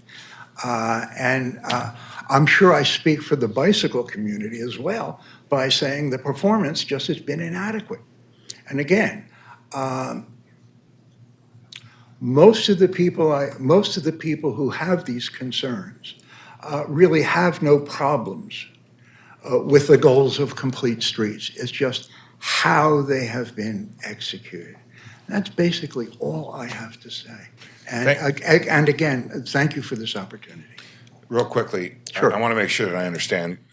So you're saying we should limit the amount of capital money that is spent on complying with the Complete Streets law and the implementation of the Bike Master Plan, which is, again, law, because of the lack of performance and the budget and the higher priorities of transit? Yes. Okay. That's it in a nutshell. Also, the other big perspective is so much has changed in our municipal and civic landscape since 2006, when we were looking forward to providing options for people to commute downtown. I mean, our whole geography has changed since the pandemic. I will say, I'm not going to speak on behalf of Bike More or the bike advocates, but I think the only thing I would disagree with you on is I don't think you're speaking I don't think they would support what you're saying. I think they would probably go a different direction Of and course, of course. say something to the effect of, well, if they had funded it as we had originally approved it, and we had a complete network of bicycle, that would be a completely different story than, but I understand and appreciate what you're saying. That's an understandable argument. But as a last word, the simple demographics, no, I won't argue that because I said I'm not here to argue bicycles. I'm here to point out that the priority needs to be less than high, given performance. Real quick, I don't want to interrupt Sure. you, but I'm going to, because one of the things that they did say in their presentation was they are going through a process, and correct me if I'm wrong, Kristen, for doing an analysis of the bike usage, like counting. How many, how are these bike lanes being used and by whom, so that we can understand that. So I think they're probably maybe evaluating something like, hey, are we really spending our money wisely on this? Because if we're doing this and only a handful of people are using it, should we continue to do it? So that was part of their presentation. So maybe we wait for that data to come out. It's important that you know that there's significant issues widespread in the community that cause issue with DOT's credibility, presentation, effort, and work product. That's what I'd like you to know. I'm sorry we couldn't prepare that. I don't care to litigate that, but the sentiments are very strong. And this is not unique to Baltimore. There are multiple other communities that have the exact same experience. We have Connecticut Avenue in DC. We have the entire town of Cambridge in Massachusetts. We have another historic street in St. Paul, Minnesota that needs to be protected. And it's the same issues of highly motivated, single-purpose advocates being able to co-opt and direct complete streets goals to their own ends. When the demographics of basic users is not in their favor, and we're taking a shared resource that's critical for commerce, critical for safety, critical for folks who have to commute to jobs that are outside of the city, not downtown, when there's no other transit option. And we're just throwing that all aside for these wonderful goals of complete streets and not even putting those needs into the calculus of the planning. Okay?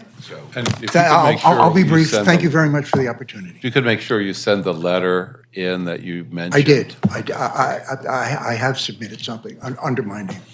It's far more brief than, it was far more I brief than appreciate this. your patience and understanding of the scheduling change. I appreciate you coming down and Thank giving you. us your testimony. Thank you very much. All right. With that, we will re-invite Acting Director Luna to come back up and talk to us about sewer and water and stormwater. Yeah. Good afternoon, everyone. Richard Luna, Interim Director for the Department of Public Works. It's our pleasure to be back with you again to present to you capital improvement projects within our Bureau of Water and Wastewater. These are our three utility funds, our water, wastewater, and stormwater utility funds that we manage here in DPW. We go to the next slide. I presented this information in the morning, so I'm not going to present these next slides. The one thing that I do want to mention, or a few things I want to mention before I turn it over to our Acting Bureau Head, Paul Sayan, is our Bureau of Water and Wastewater does a tremendous job of providing clean drinking water to nearly 2 million people in the Baltimore region on a daily basis. We have incredible infrastructure and a sophisticated water system that allows us to do that on a day in and day in basis. We take great pride in our 2 wastewater treatment plants, Back River and Patapsco. Those 2 plants in the calendar year 2023 performed at their all-time best in recent years. They're performing well below their permitted levels. And we take, like I said, great pride in, and we understand the incredible responsibility that comes with providing excellent drinking water to this region, and then at the same time processing that, and so that we're doing our part to making sure that this is that we're enabling and creating a sustainable environment here for Baltimore, for the Baltimore region and this area. One of the things that I do want to highlight, and it's a CIP project, but I'm going to talk about it in this frame from what happened earlier in this year, is at our Cromwell pumping station. So back on July 13th, we had a significant fire over at our Cromwell pumping station. This is a water pumping station that just distributes water to Baltimore County. And the fire knocked out the plant. It knocked it out for about 4 weeks. But the team that corralled within DPW, and it wasn't just staff within our Bureau of Water and Wastewater. I had staff in our administration offices. I had other resources throughout the city that all came together and corralled together, worked together to get that pumping station back up and partially operating within weeks. I think one person had commented to us, it probably should have taken you months to get that work completed. But it's a huge testament and credit to this team that's led by our acting bureau head to be able to do that work quickly, expeditiously, and working together to making sure all the components are aligning so that we can get that work done as quickly as possible. It's just one of the many highlights that we had from 2023. Like I said, the 2 wastewater treatment plants are performing at their best. And we closed out the year with finishing 2 major projects. That's the underground tanking projects over at Ashburton and Druid Lake. That was an incredible achievement for this Bureau and the Department of Public Works because that's years and years of planning efforts. That's years and years of construction efforts. We had different challenges with each site that prolonged those projects, but we're happy to get those 2 projects online, which means that all of the water that's in our distribution system now is protected. It's covered. We no longer have open reservoirs within the Baltimore DPW water system, and that's another huge accomplishment to this team and the incredible work that they do every single day to making sure that you all and everybody else around here can have excellent drinking water. So with that, we could advance a few more slides. I'm going to turn it over next to our Bureau Head, Mr. Paul Sand, who's going to present our CIP budget, and I'll be happy to take questions as well at the end. Great.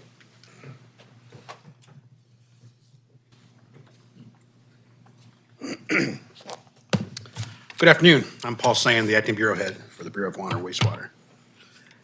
Next slide, please. Just really quickly on our on water and wastewater assets. I'm not going to go into too much detail, but obviously, as Director Luna mentioned, we have the 2 wastewater treatment plants, our 3 water drinking plants, obviously thousands of miles of pipeline, both water and sewer, that we maintain every day.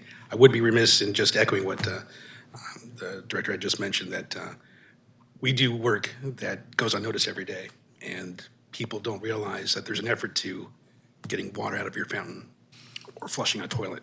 And right now, someone's water main is being repaired and someone's going back online. Right now, we're delivering 180 million gallons of wastewater. We're treating that, and the same thing on our water side. And yes, we've put a lot of, the city has put a lot of assets, a lot of resources to those assets.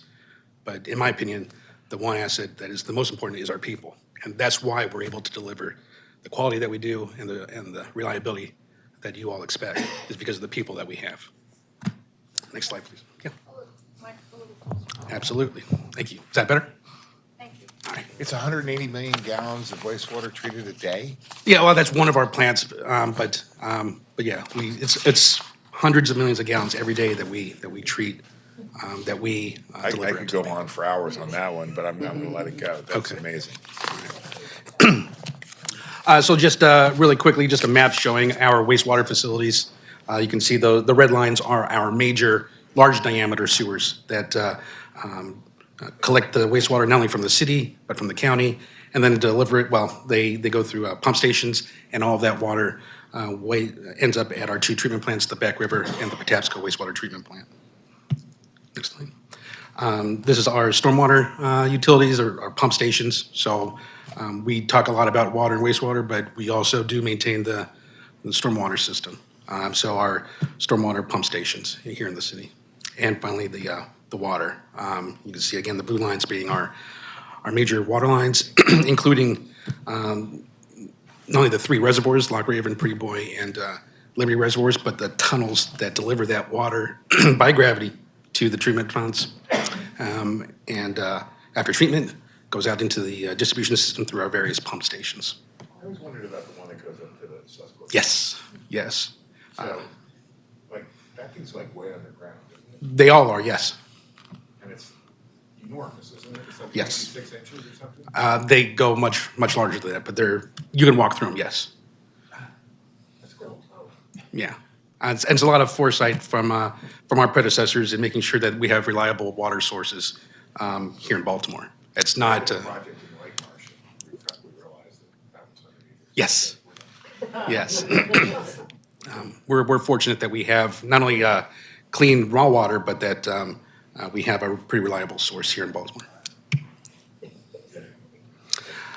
Just really quickly on our drinking water system and how it operates. So as I mentioned, we have our 3 reservoirs where we store our raw water. And that raw water is delivered to the pump stations through a tunnel system. It's treated at our treatment plants, the 2 treatment plants, and then out into the distribution system, out into the pump stations, which pump it to the higher elevations in Baltimore County. We have treated water that winds up going to Howard County as well. And then obviously drinking water for here in the city. Wastewater is very similar.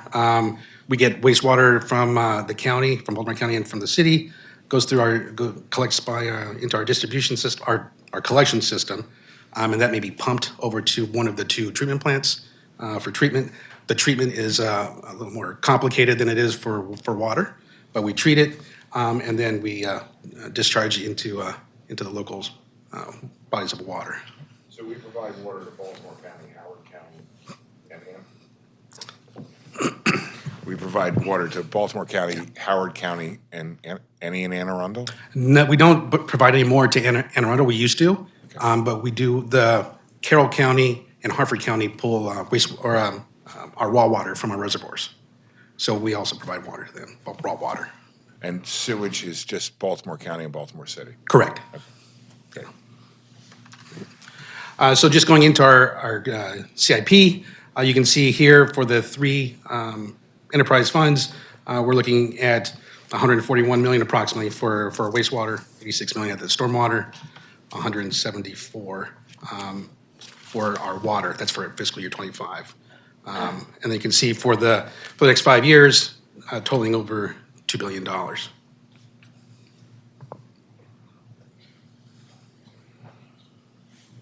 Okay. Wasn't sure if I should wait. Let's just keep going. All right. So for fiscal year 25, you'll see some of our projects that are lined up. Quite a bit of work, this is for the wastewater side. Quite a bit of work, as I mentioned before, has been put into our wastewater treatment plants to get them to where they are performing now. Again, just echoing what the director mentioned, last year we frankly crushed it. We really crushed it last year. It was a very good year for the Department of Public Works. Something that we're proud of, that the city should be proud of. Again, because of the dedication of the people we have there. But nevertheless, we continue to continue work at our treatment plants, whether that's at the actual treatment plants and various upgrades going on, or at some of the pump stations that needs some attention, needs a little bit of level up this year. So we have pump station work going on, as well as continued improvements in the collection system, not only to improve or expand our hydraulic capacity to reduce the number of overflows and basement backups, but also to reduce the amount of RDII. It's rainfall inflow infiltration. So when it rains, we try and minimize the amount of rainwater that winds up in our system. So that's the subject of most of our portfolio for FY25. Just wanted to show what this is all meant. Obviously, I think we're all aware of the amount of resources that have been put onto the wastewater site, not only recently, but over the last decade and a half, 2 decades. And what has that all meant? So what you're looking at here is a simple graph showing the number of overflows for the last 3 years. The column in the orange, that's the number of overflows recorded based off of the state's definition of of an overflow. Anything less than 50 gallons is defined as an overflow in the state of Maryland. So you can see from that, we've had a significant reduction over the last 3 years, close to 50%, 47% reduction in the number of overflows. The blue column is the number of overflows as defined by our modified consent decree. So they're a little more strict on how they define an overflow. It's really anything that escapes the system. So again, the number is obviously much larger just because of the definition, but the decrease in the number of overflows over the last 3 years is still quite significant. Again, that's related to the amount of work that we do in the capital side, as well as our preventive maintenance program on the operations and.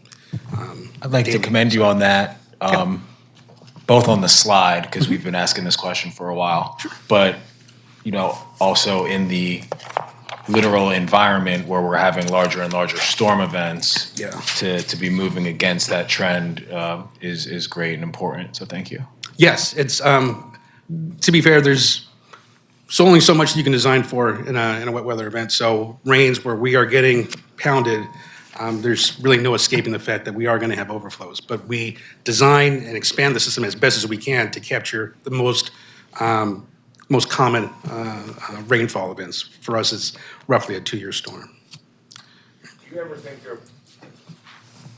think that there will be a time where I don't know the details of the consent decree. Do you ever think there'll be a time where we'll be able to meet that 100%? Because, No city, no utility owner in the country can do that. And that's a fact, it's not only lost it's well known within the industry, but even in our discussions with our regulators, that's not realistic. And we're not being penalized by the state for these. We are. Okay, so it's something similar that we just said to DGS is if it's impossible for us to meet the consent decree requirements, and we're going to be penalized for not meeting the consent decree requirements, why don't we go back to the state and say, stop penalizing us because this is unrealistic, we know it's unrealistic, and all we're doing is paying money to you when we could be putting money into the damn system. I wish you would join our next compliance meeting. We do have those discussions. I'd be delighted to join your next component system or meeting and then, and say that. Yeah, it's certainly something to consider, but that is the truth, unfortunately. Next slide, please. So just some examples of the work on the wastewater side. This is our Jones Falls sewer shed project. That's a valve that's being put in at one of our force mains. I think we skipped one. Again, just more pictures of that. On the wastewater, our wastewater facility side, a number of projects that have been finished with or accomplishments in our construction side, whether it's improvements at our Back River treatment plant or on the Patapsco treatment plant, just various portions of the plant that have been upgraded, whether it's our primary tanks, it could be our settling tanks, enhanced nutrient removal, quite a bit of work that's been going on. And just continuing with more rehabilitation work, we have our Headworks project at Patapsco. That's a big one that's just wrapping up. We have more happening on the pump stations, the Dundalk, Eastern Avenue pump station projects as well. Okay, on the stormwater utility. So very similar, we just have a list of projects here of planned work for FY25. Quite a bit of effort going into expanding our system, whether that is in capturing the rainfall that we had previously discussed or trying to capture more of it, trying to reduce the amount of flooding in various parts of the city, trying to capture that and release that slowly so we reduce the amount of flooding happening. You can see the portfolio here. And again, just more projects. We have a stormwater master plan that we plan on starting up later this year, calendar year. Go back to the last slide. I understand the Middle Branch Resiliency Initiative. I'm sure is that part of cooperation with the FEMA grant? Yes. Right. citywide stream restorations, $22 million in citywide stream restorations. That's what we have planned. Do we have physical locations for those? I don't know if, yes, we do. Okay. Thank you. Again, just some examples of what's been accomplished recently. The Cherry Hill project, this is a drainage improvement project. Another example showing how DPW improves the lives of our communities. This is a project where we've had recurring flooding issues. And in fact, it's a project that's up for, I think it's Project of the Year for the American Council of Engineering Companies. Really a wonderful project, both for the community and something that we're very proud of here at DPW. So in the picture on the left, there's a street underneath all that water. Correct. Okay. Again, more pictures of accomplishments. That's our North Avenue sinkhole. Quite a bit of effort going into that to get it to a place where it's acceptable to the community. Lastly is our water funds, our water utility. You can see here, $174 million. Again, a portfolio of the various improvements that we planned for FY25. So for this year, you can see where we have quite a bit of work happening or planned for at our treatment plants, yes, but also in the pump stations. As the director mentioned, as an example, there was the fire that happened earlier this year. Those repairs are ongoing and will continue. And then we have some rehabilitation projects planned for some other pump stations. And again, more of the same improvements at the pump stations and within the distribution system, which I'll talk a little bit about in a minute. This is just a graph showing the average age of our water distribution system, the pipelines that make up our system. As you can see, quite a bit of the pipes that we own have reached their end of useful life. And that's why it's so important that we continue the water main replacement project or program so that we continue our reliability on providing drinking water to the community, as well as ensuring that we reduce the amount of failures as best as we can. So onto the topic of the water main replacement program. In fiscal year 23, we had just under 17 miles completed. Huge accomplishment. Our goal is 15, but we were able to control cost, expedite some work, and get above our goal. For fiscal 24, we're at seven miles as of the end of December. So we continue to do coordination work with our partners at DOT to make sure that, one, we're minimizing our disruptions, two, that we're completing our projects in a timely manner, and being able to get our projects done within budget.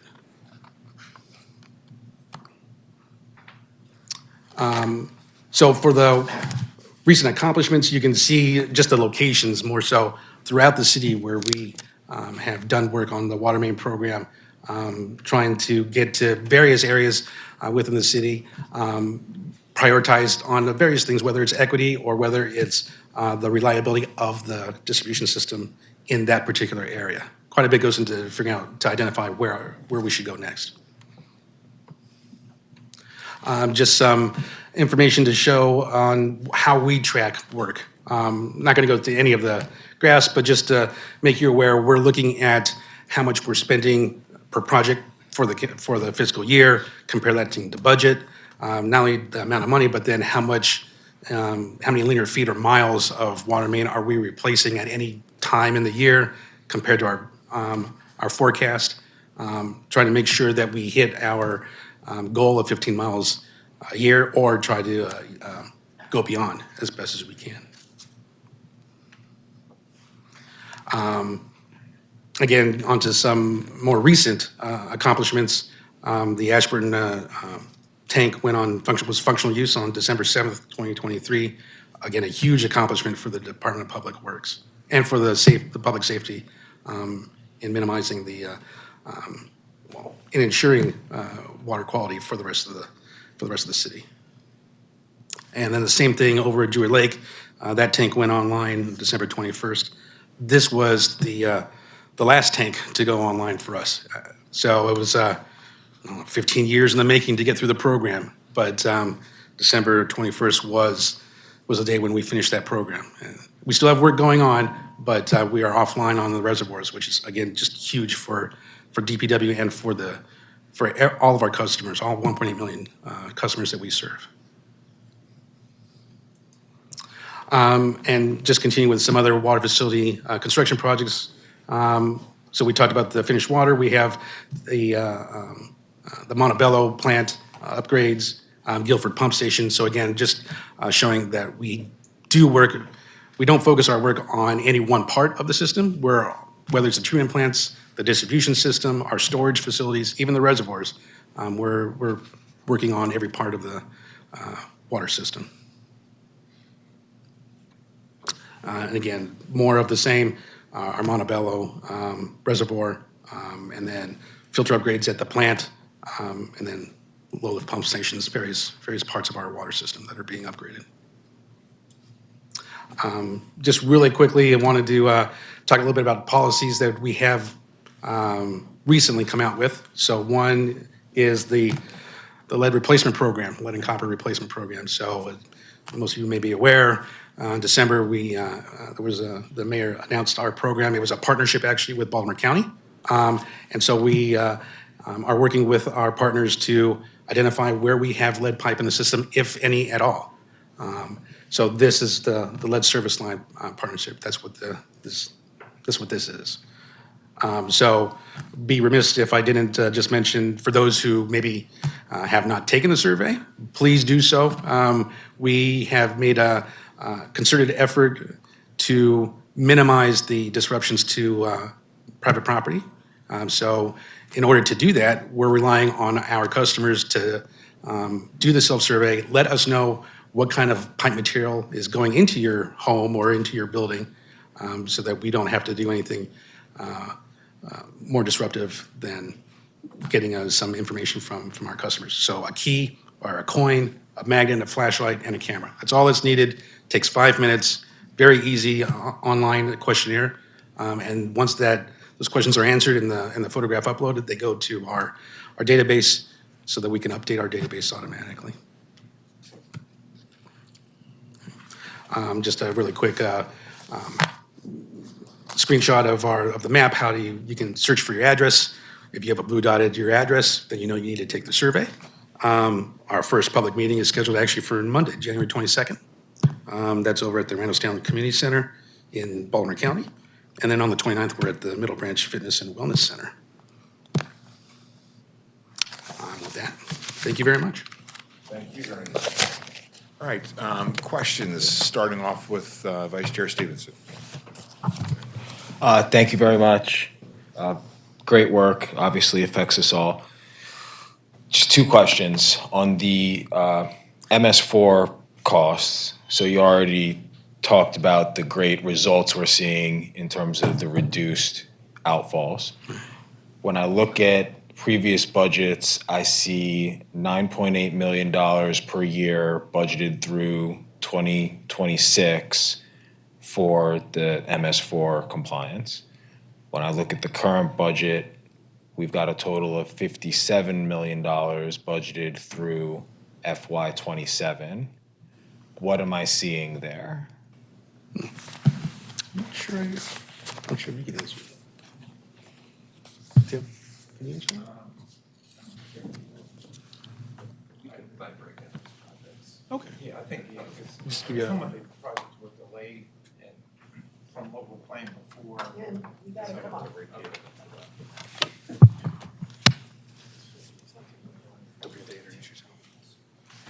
Yes, good afternoon, everyone. My name's Tim Wolf, the Chief of the Office of Engineering Construction, DPW. And as we stated, we can give you a breakdown, but some of the stream projects that we had planned earlier in prior years were delayed for multiple reasons. So some of that reason you see an increase in spending is because of we're trying to move these projects forward, and we've started that movement. We can give a breakdown, as Garrett had mentioned. I think that'd probably be a better way than getting into all the details here. So it sounds like we went and I don't want to get too much in the Right. weeds. I'm just trying to understand what I'm looking at. And so we had 9.8 per year, 9.8, 9.8, 9.8. Now we've got in this current budget for fiscal year 25, where it was previously 9.8 is 6 million. And then next year, instead of 9.8, we've got 23 million. And then the following year, which wasn't budgeted before, even though it's only 3 years out, has 28 million. So it sounds like you're saying that the implementation was delayed, so now money that was gonna be spent in past years is gonna be spent in future years. That's part of it. And then also, we have a new permit that we got last year, new MS4 permit that had additional requirements in future years. So we get one every, I think it's 5 years, a new MS4 permit.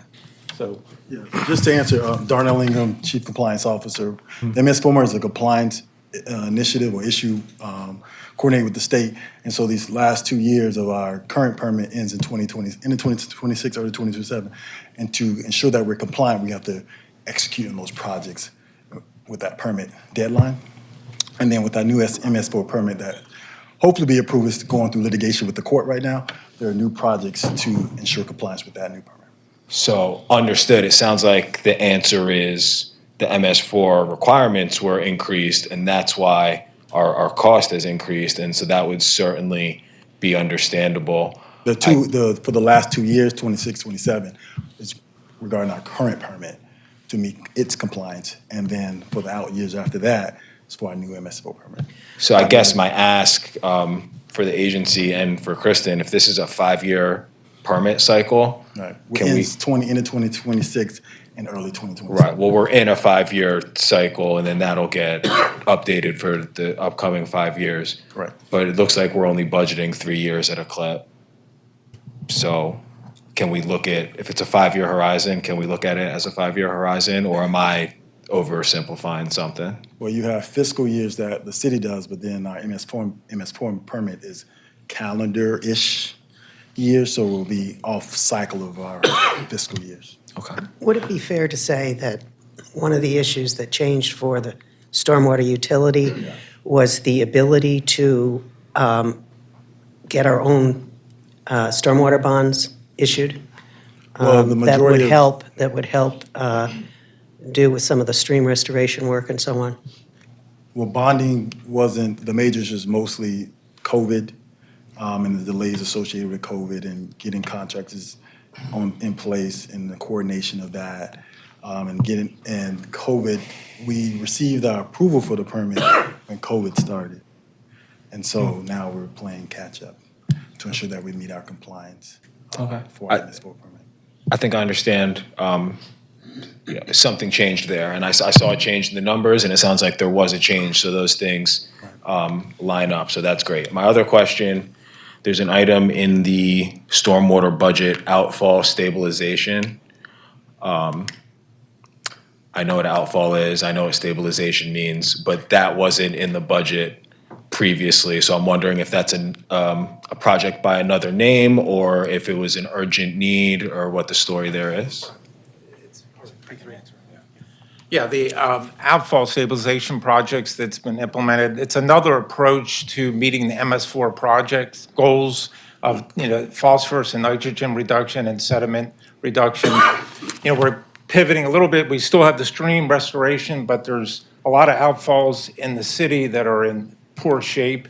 And by addressing those, we can get, stabilization as well as credit. So that's a newer approach for dealing with the next round of MS4 credits.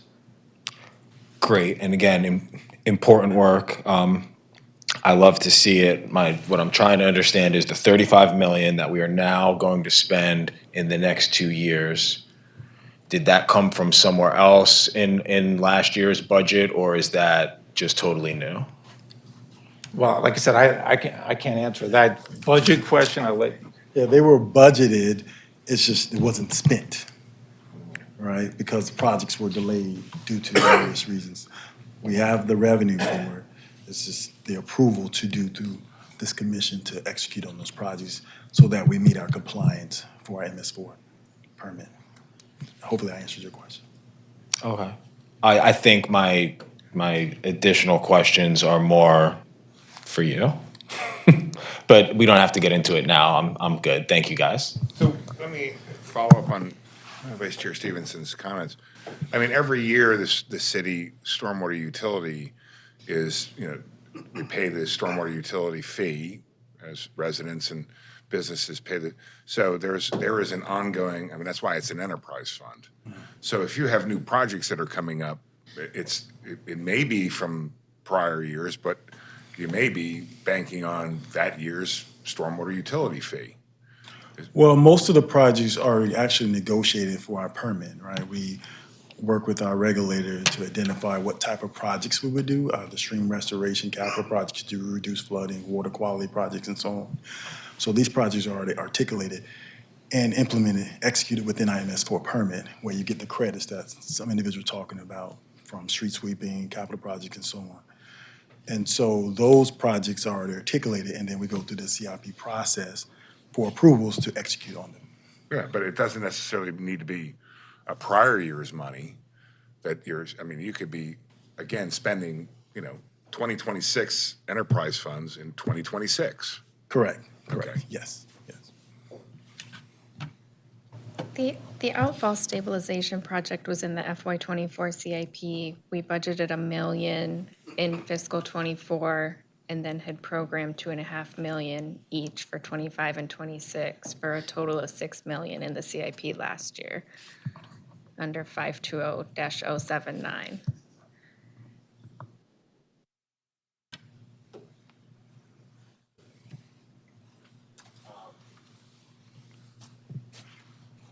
Again, I think it's, I don't need everyone else to sit through me getting a clinic in how the budget works, but I'm just confused about what happens to past year money when it doesn't get spent in that year. Because in some cases, it seems like we're saying, oh, that money is sitting there waiting for the project to go. And in some cases, it seems like we're saying, oh, that money didn't get spent, so we have to reallocate it. And that, to me, is inconsistent. So we can later. Thank you. Okay. Councilman Costello? No questions, thank you. Commissioner Horn? No questions. Commissioner Jolin? No question, thank you. Deputy Mayor Williams? On the topic of the MS4 permit, maybe building on what the chair was saying earlier, I don't know if it was a myth or where I heard it from, but I had heard that the city's requirements for stormwater remediation and like impervious surface removal were more strenuous on us because we had a more built environment, so it was harder for us to meet the requirements. Does that sound accurate, or is it? So just for everybody's edification, at last year's capital improvement program, I believe it was Ms. Grove who gave us a presentation that basically said, okay, we're complying with our MS4 permit and therefore the requirements are going up. And so the MS4, the requirements for impervious surface removal and for, a variety of other techniques to reduce impervious surface through all of those things went up. I specifically remember it because my continuous gripe is the fact that if the state is being unrealistic in their requirements, imposing their requirements on us, and we are being penalized because we can't meet them, we really need to go back to the state and say, this is not doing anybody any good. We should have realistic goals that if we don't achieve, then we get penalized, but not unrealistic goals that we know we're going to be penalized for. And that was part of the discussion.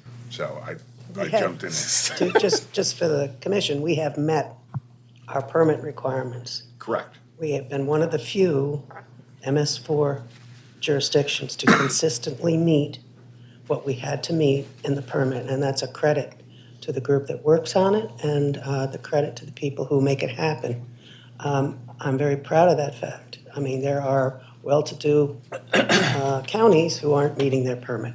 But it's also fair to say that although we've met them, they have continuously increased. Yes, because, for example, we do a lot of street sweeping because it's a very effective method for collection of debris and sediment that could end up in the waterways. But on a successive permit, we can't just say, well, we did it for this permit, now we don't have to do it for the next one. You still have to maintain that level of maintenance, and you can work to exceed it in the following permit or find other ways in which to meet your permit through stream restorations or other things. So you never get to backslide, let's say. And because we're such a built-out jurisdiction, we have a lot of impervious surface, but we don't have a lot of public land to do something simple like a big pond. We don't have that space.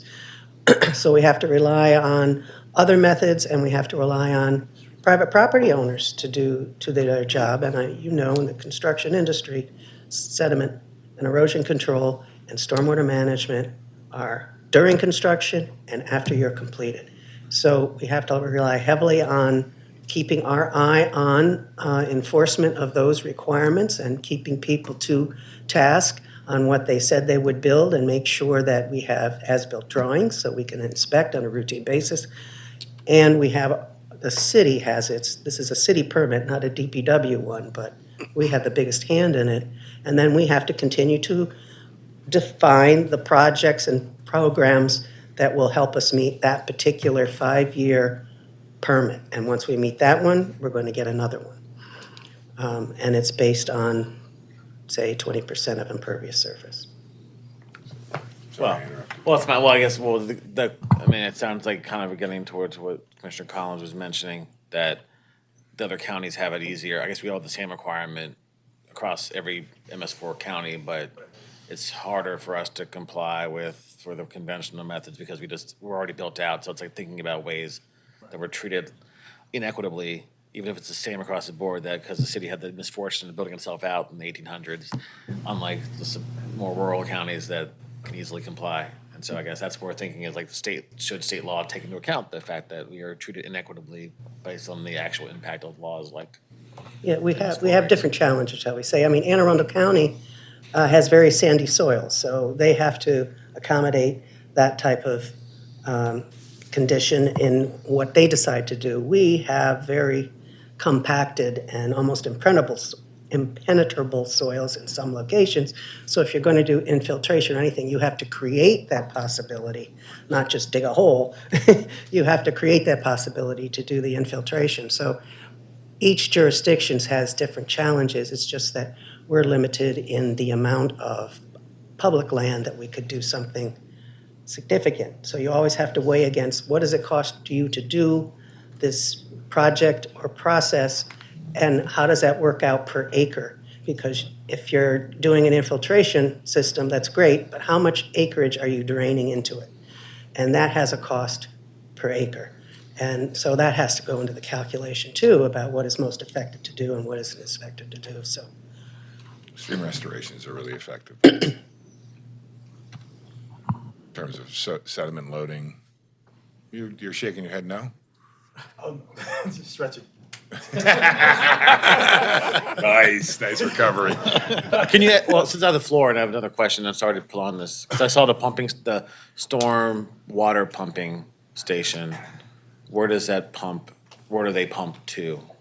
To like just the Patapsco, or is it Is it to? It's the outfalls, right? Yeah, it's, Sorry, well, I didn't mean, I don't want to make it. it's to our outfalls. Our storm drain outfalls. All right, Commissioner Allen. Thank you all for the presentations and the information. I learned several things that, again, there's something about the way it's presented that makes it a little easier for me to take an interest in, a deeper interest, and to understand. So I appreciate that. I'm hesitant to say this, but I have to. In an ideal world, it would be, as you have stated, in my personal experience, and I stress that because I don't want to make a blanket statement and risk getting in trouble, the state is aware of our extenuating circumstances, and I say that again as a blanket statement. My personal experience was with the school system, which, as you know, has had a long history of extenuating circumstances as you compare it to the other counties in the state. Hasn't made a difference when we've been held to the line, say, in providing air conditioning, which of course is vital, but we couldn't just do it like that and, be punished for it. I don't know. So That's just, and I get it. I mean, you want to hold, people responsible for what they're doing, and there has to be the stick, but there also has to be a carrot, right? And so, I think ideally we're given realistic goals to achieve, and if we don't achieve them, then we should be penalized. We should not be given unrealistic goals and then and going into it, everybody knows we're going to be penalized. So, totally agree. I'm just. yeah.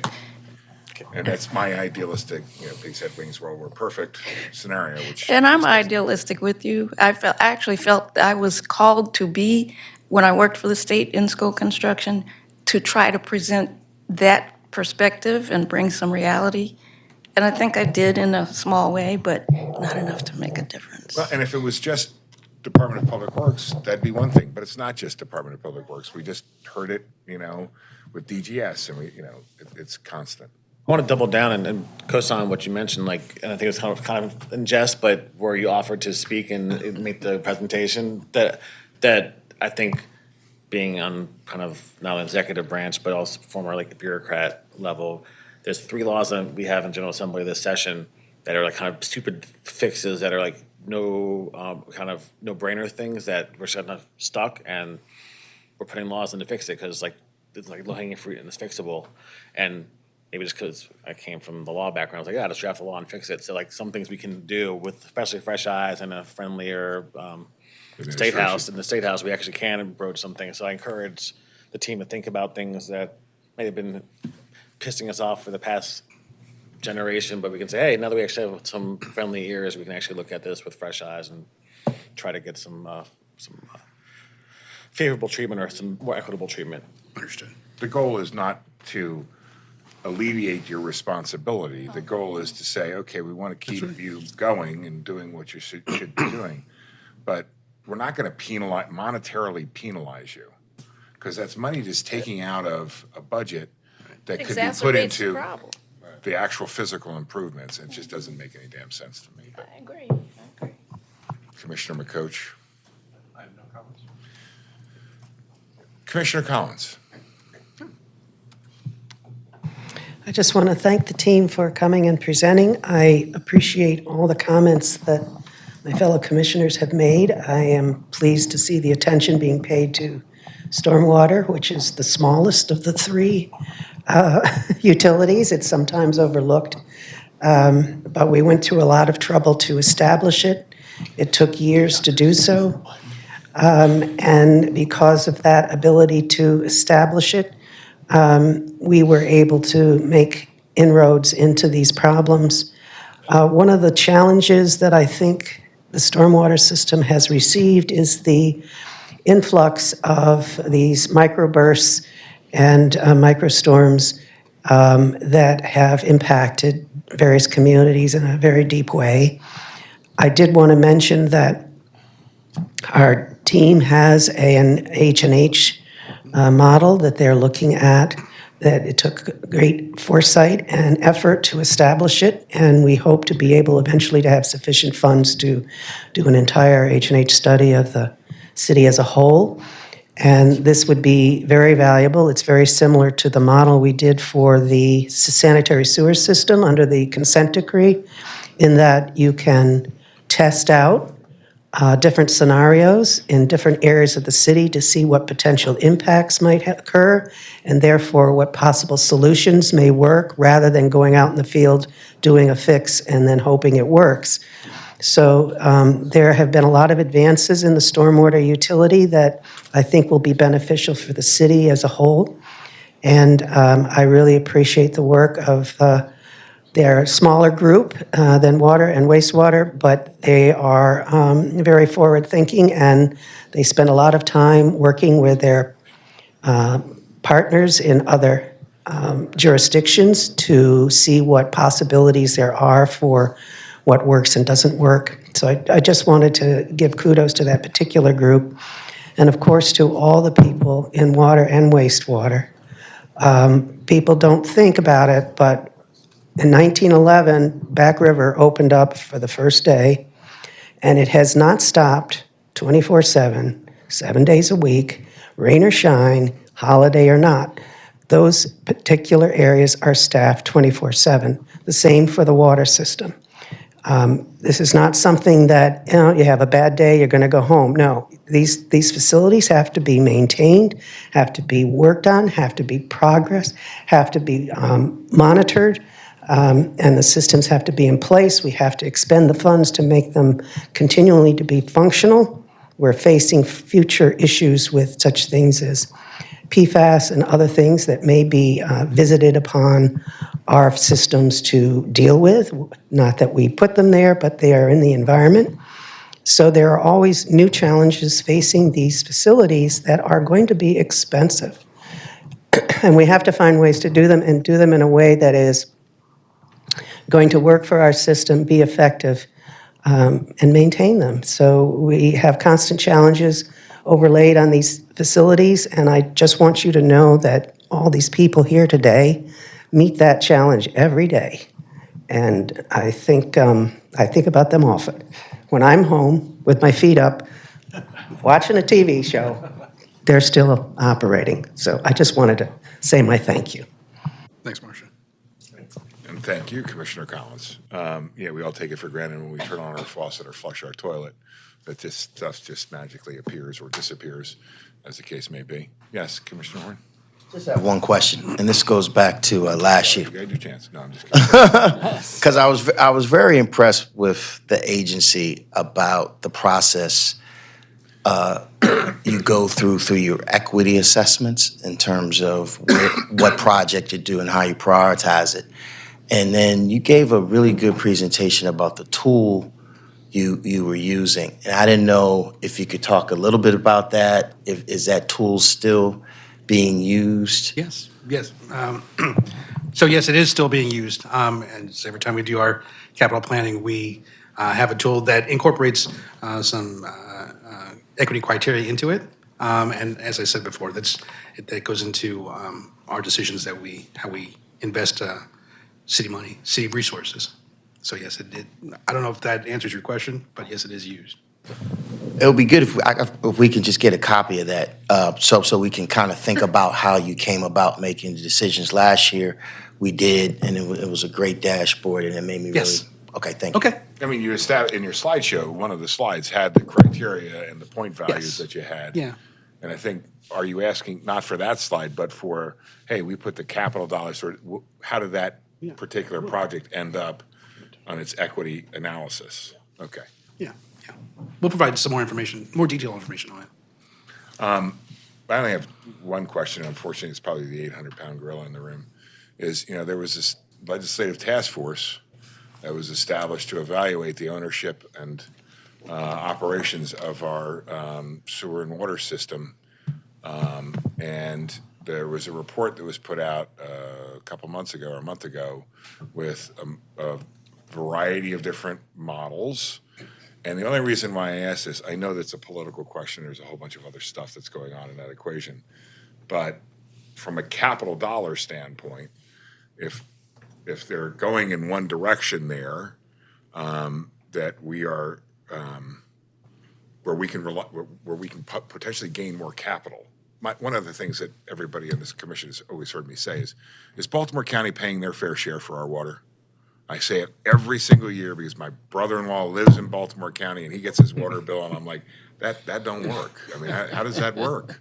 Because it was significantly lower than my water bill, right? So now we've got this task force, state task force that was set up, and recommendations are coming out. Does that in any way impact our capital opportunities? Not. Can we get more capital to do more stuff? No, that's a great question. So no significant changes immediately. So the task force has a draft of their recommendation. My understanding is they're making final edits to that document. That should be posted. My understanding is by the end of tomorrow. So that would be available for the public. And then they have their next meeting coming up next Thursday evening. That is essentially their final meeting before their deadline to submit their recommendation over to the mayor, the county executive, and the governor by the end of this month. One of the things that the consultants, I think, did a great job of, and I believe it was meeting number 2, if not, it was meeting number 3, but they did more of a deep dive into looking at the cost differences between Baltimore City bills and Baltimore County bills.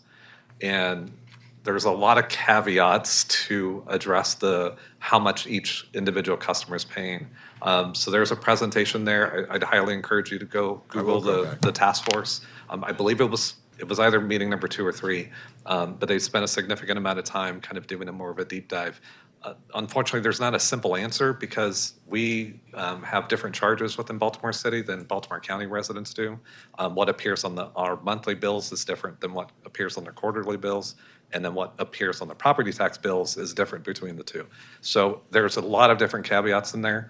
They try to do their best to kind of explain it in using a higher consumption commercial account, I believe, and some residential accounts. So they try to look at it from a different few lenses to try to get that apples to apples comparison. But at the end of the day, it is a little bit more apples to oranges because it is so different in how they're structured. I mean, it was very clear to, and your predecessors have always said, okay, here's what happens. You get charged a water bill. In Baltimore County, they get charged a lower water bill, but portions of their real property taxes, which are collected by the county, are then given to the city on a annual payment. Right. And it's a discussion, but there have been some of those discussions have been disagreements where Baltimore County says, "Hey, we think we owe you $5," and the city says, "No, you really owe us $10." Yeah. And so, I mean, it's like, how do we get around that and make sure that we are properly being paid for a resource that we provide? I will definitely take a look at that. But so there's no impact for FY 2025. We'll see where it comes out in FY 2026 capital budget if there's, depending upon whatever they go with. There's a lot of work that still needs to take place on whatever the overall governance structure of the water system is like for the Baltimore region. Yeah. To the point that you were mentioning, Chair, there's a cost allocation model. So we understand the full cost it takes to pull raw water, treat it, and deliver it to people's homes. There's a whole different formula that we look at that determines costs for operating the system that we share with Baltimore County, as well too on capital improvement projects are split that benefit the entire system. So there's those mechanisms that are built into the system. In terms of what that's going to look like over the next few years, it's a to be determined based off of their recommendation and what the mayor, county executive, and governor decide to do next following their recommendation. Great, and we'll know more about that, I'm sure, by the end of the session. So exactly. Yeah. Great.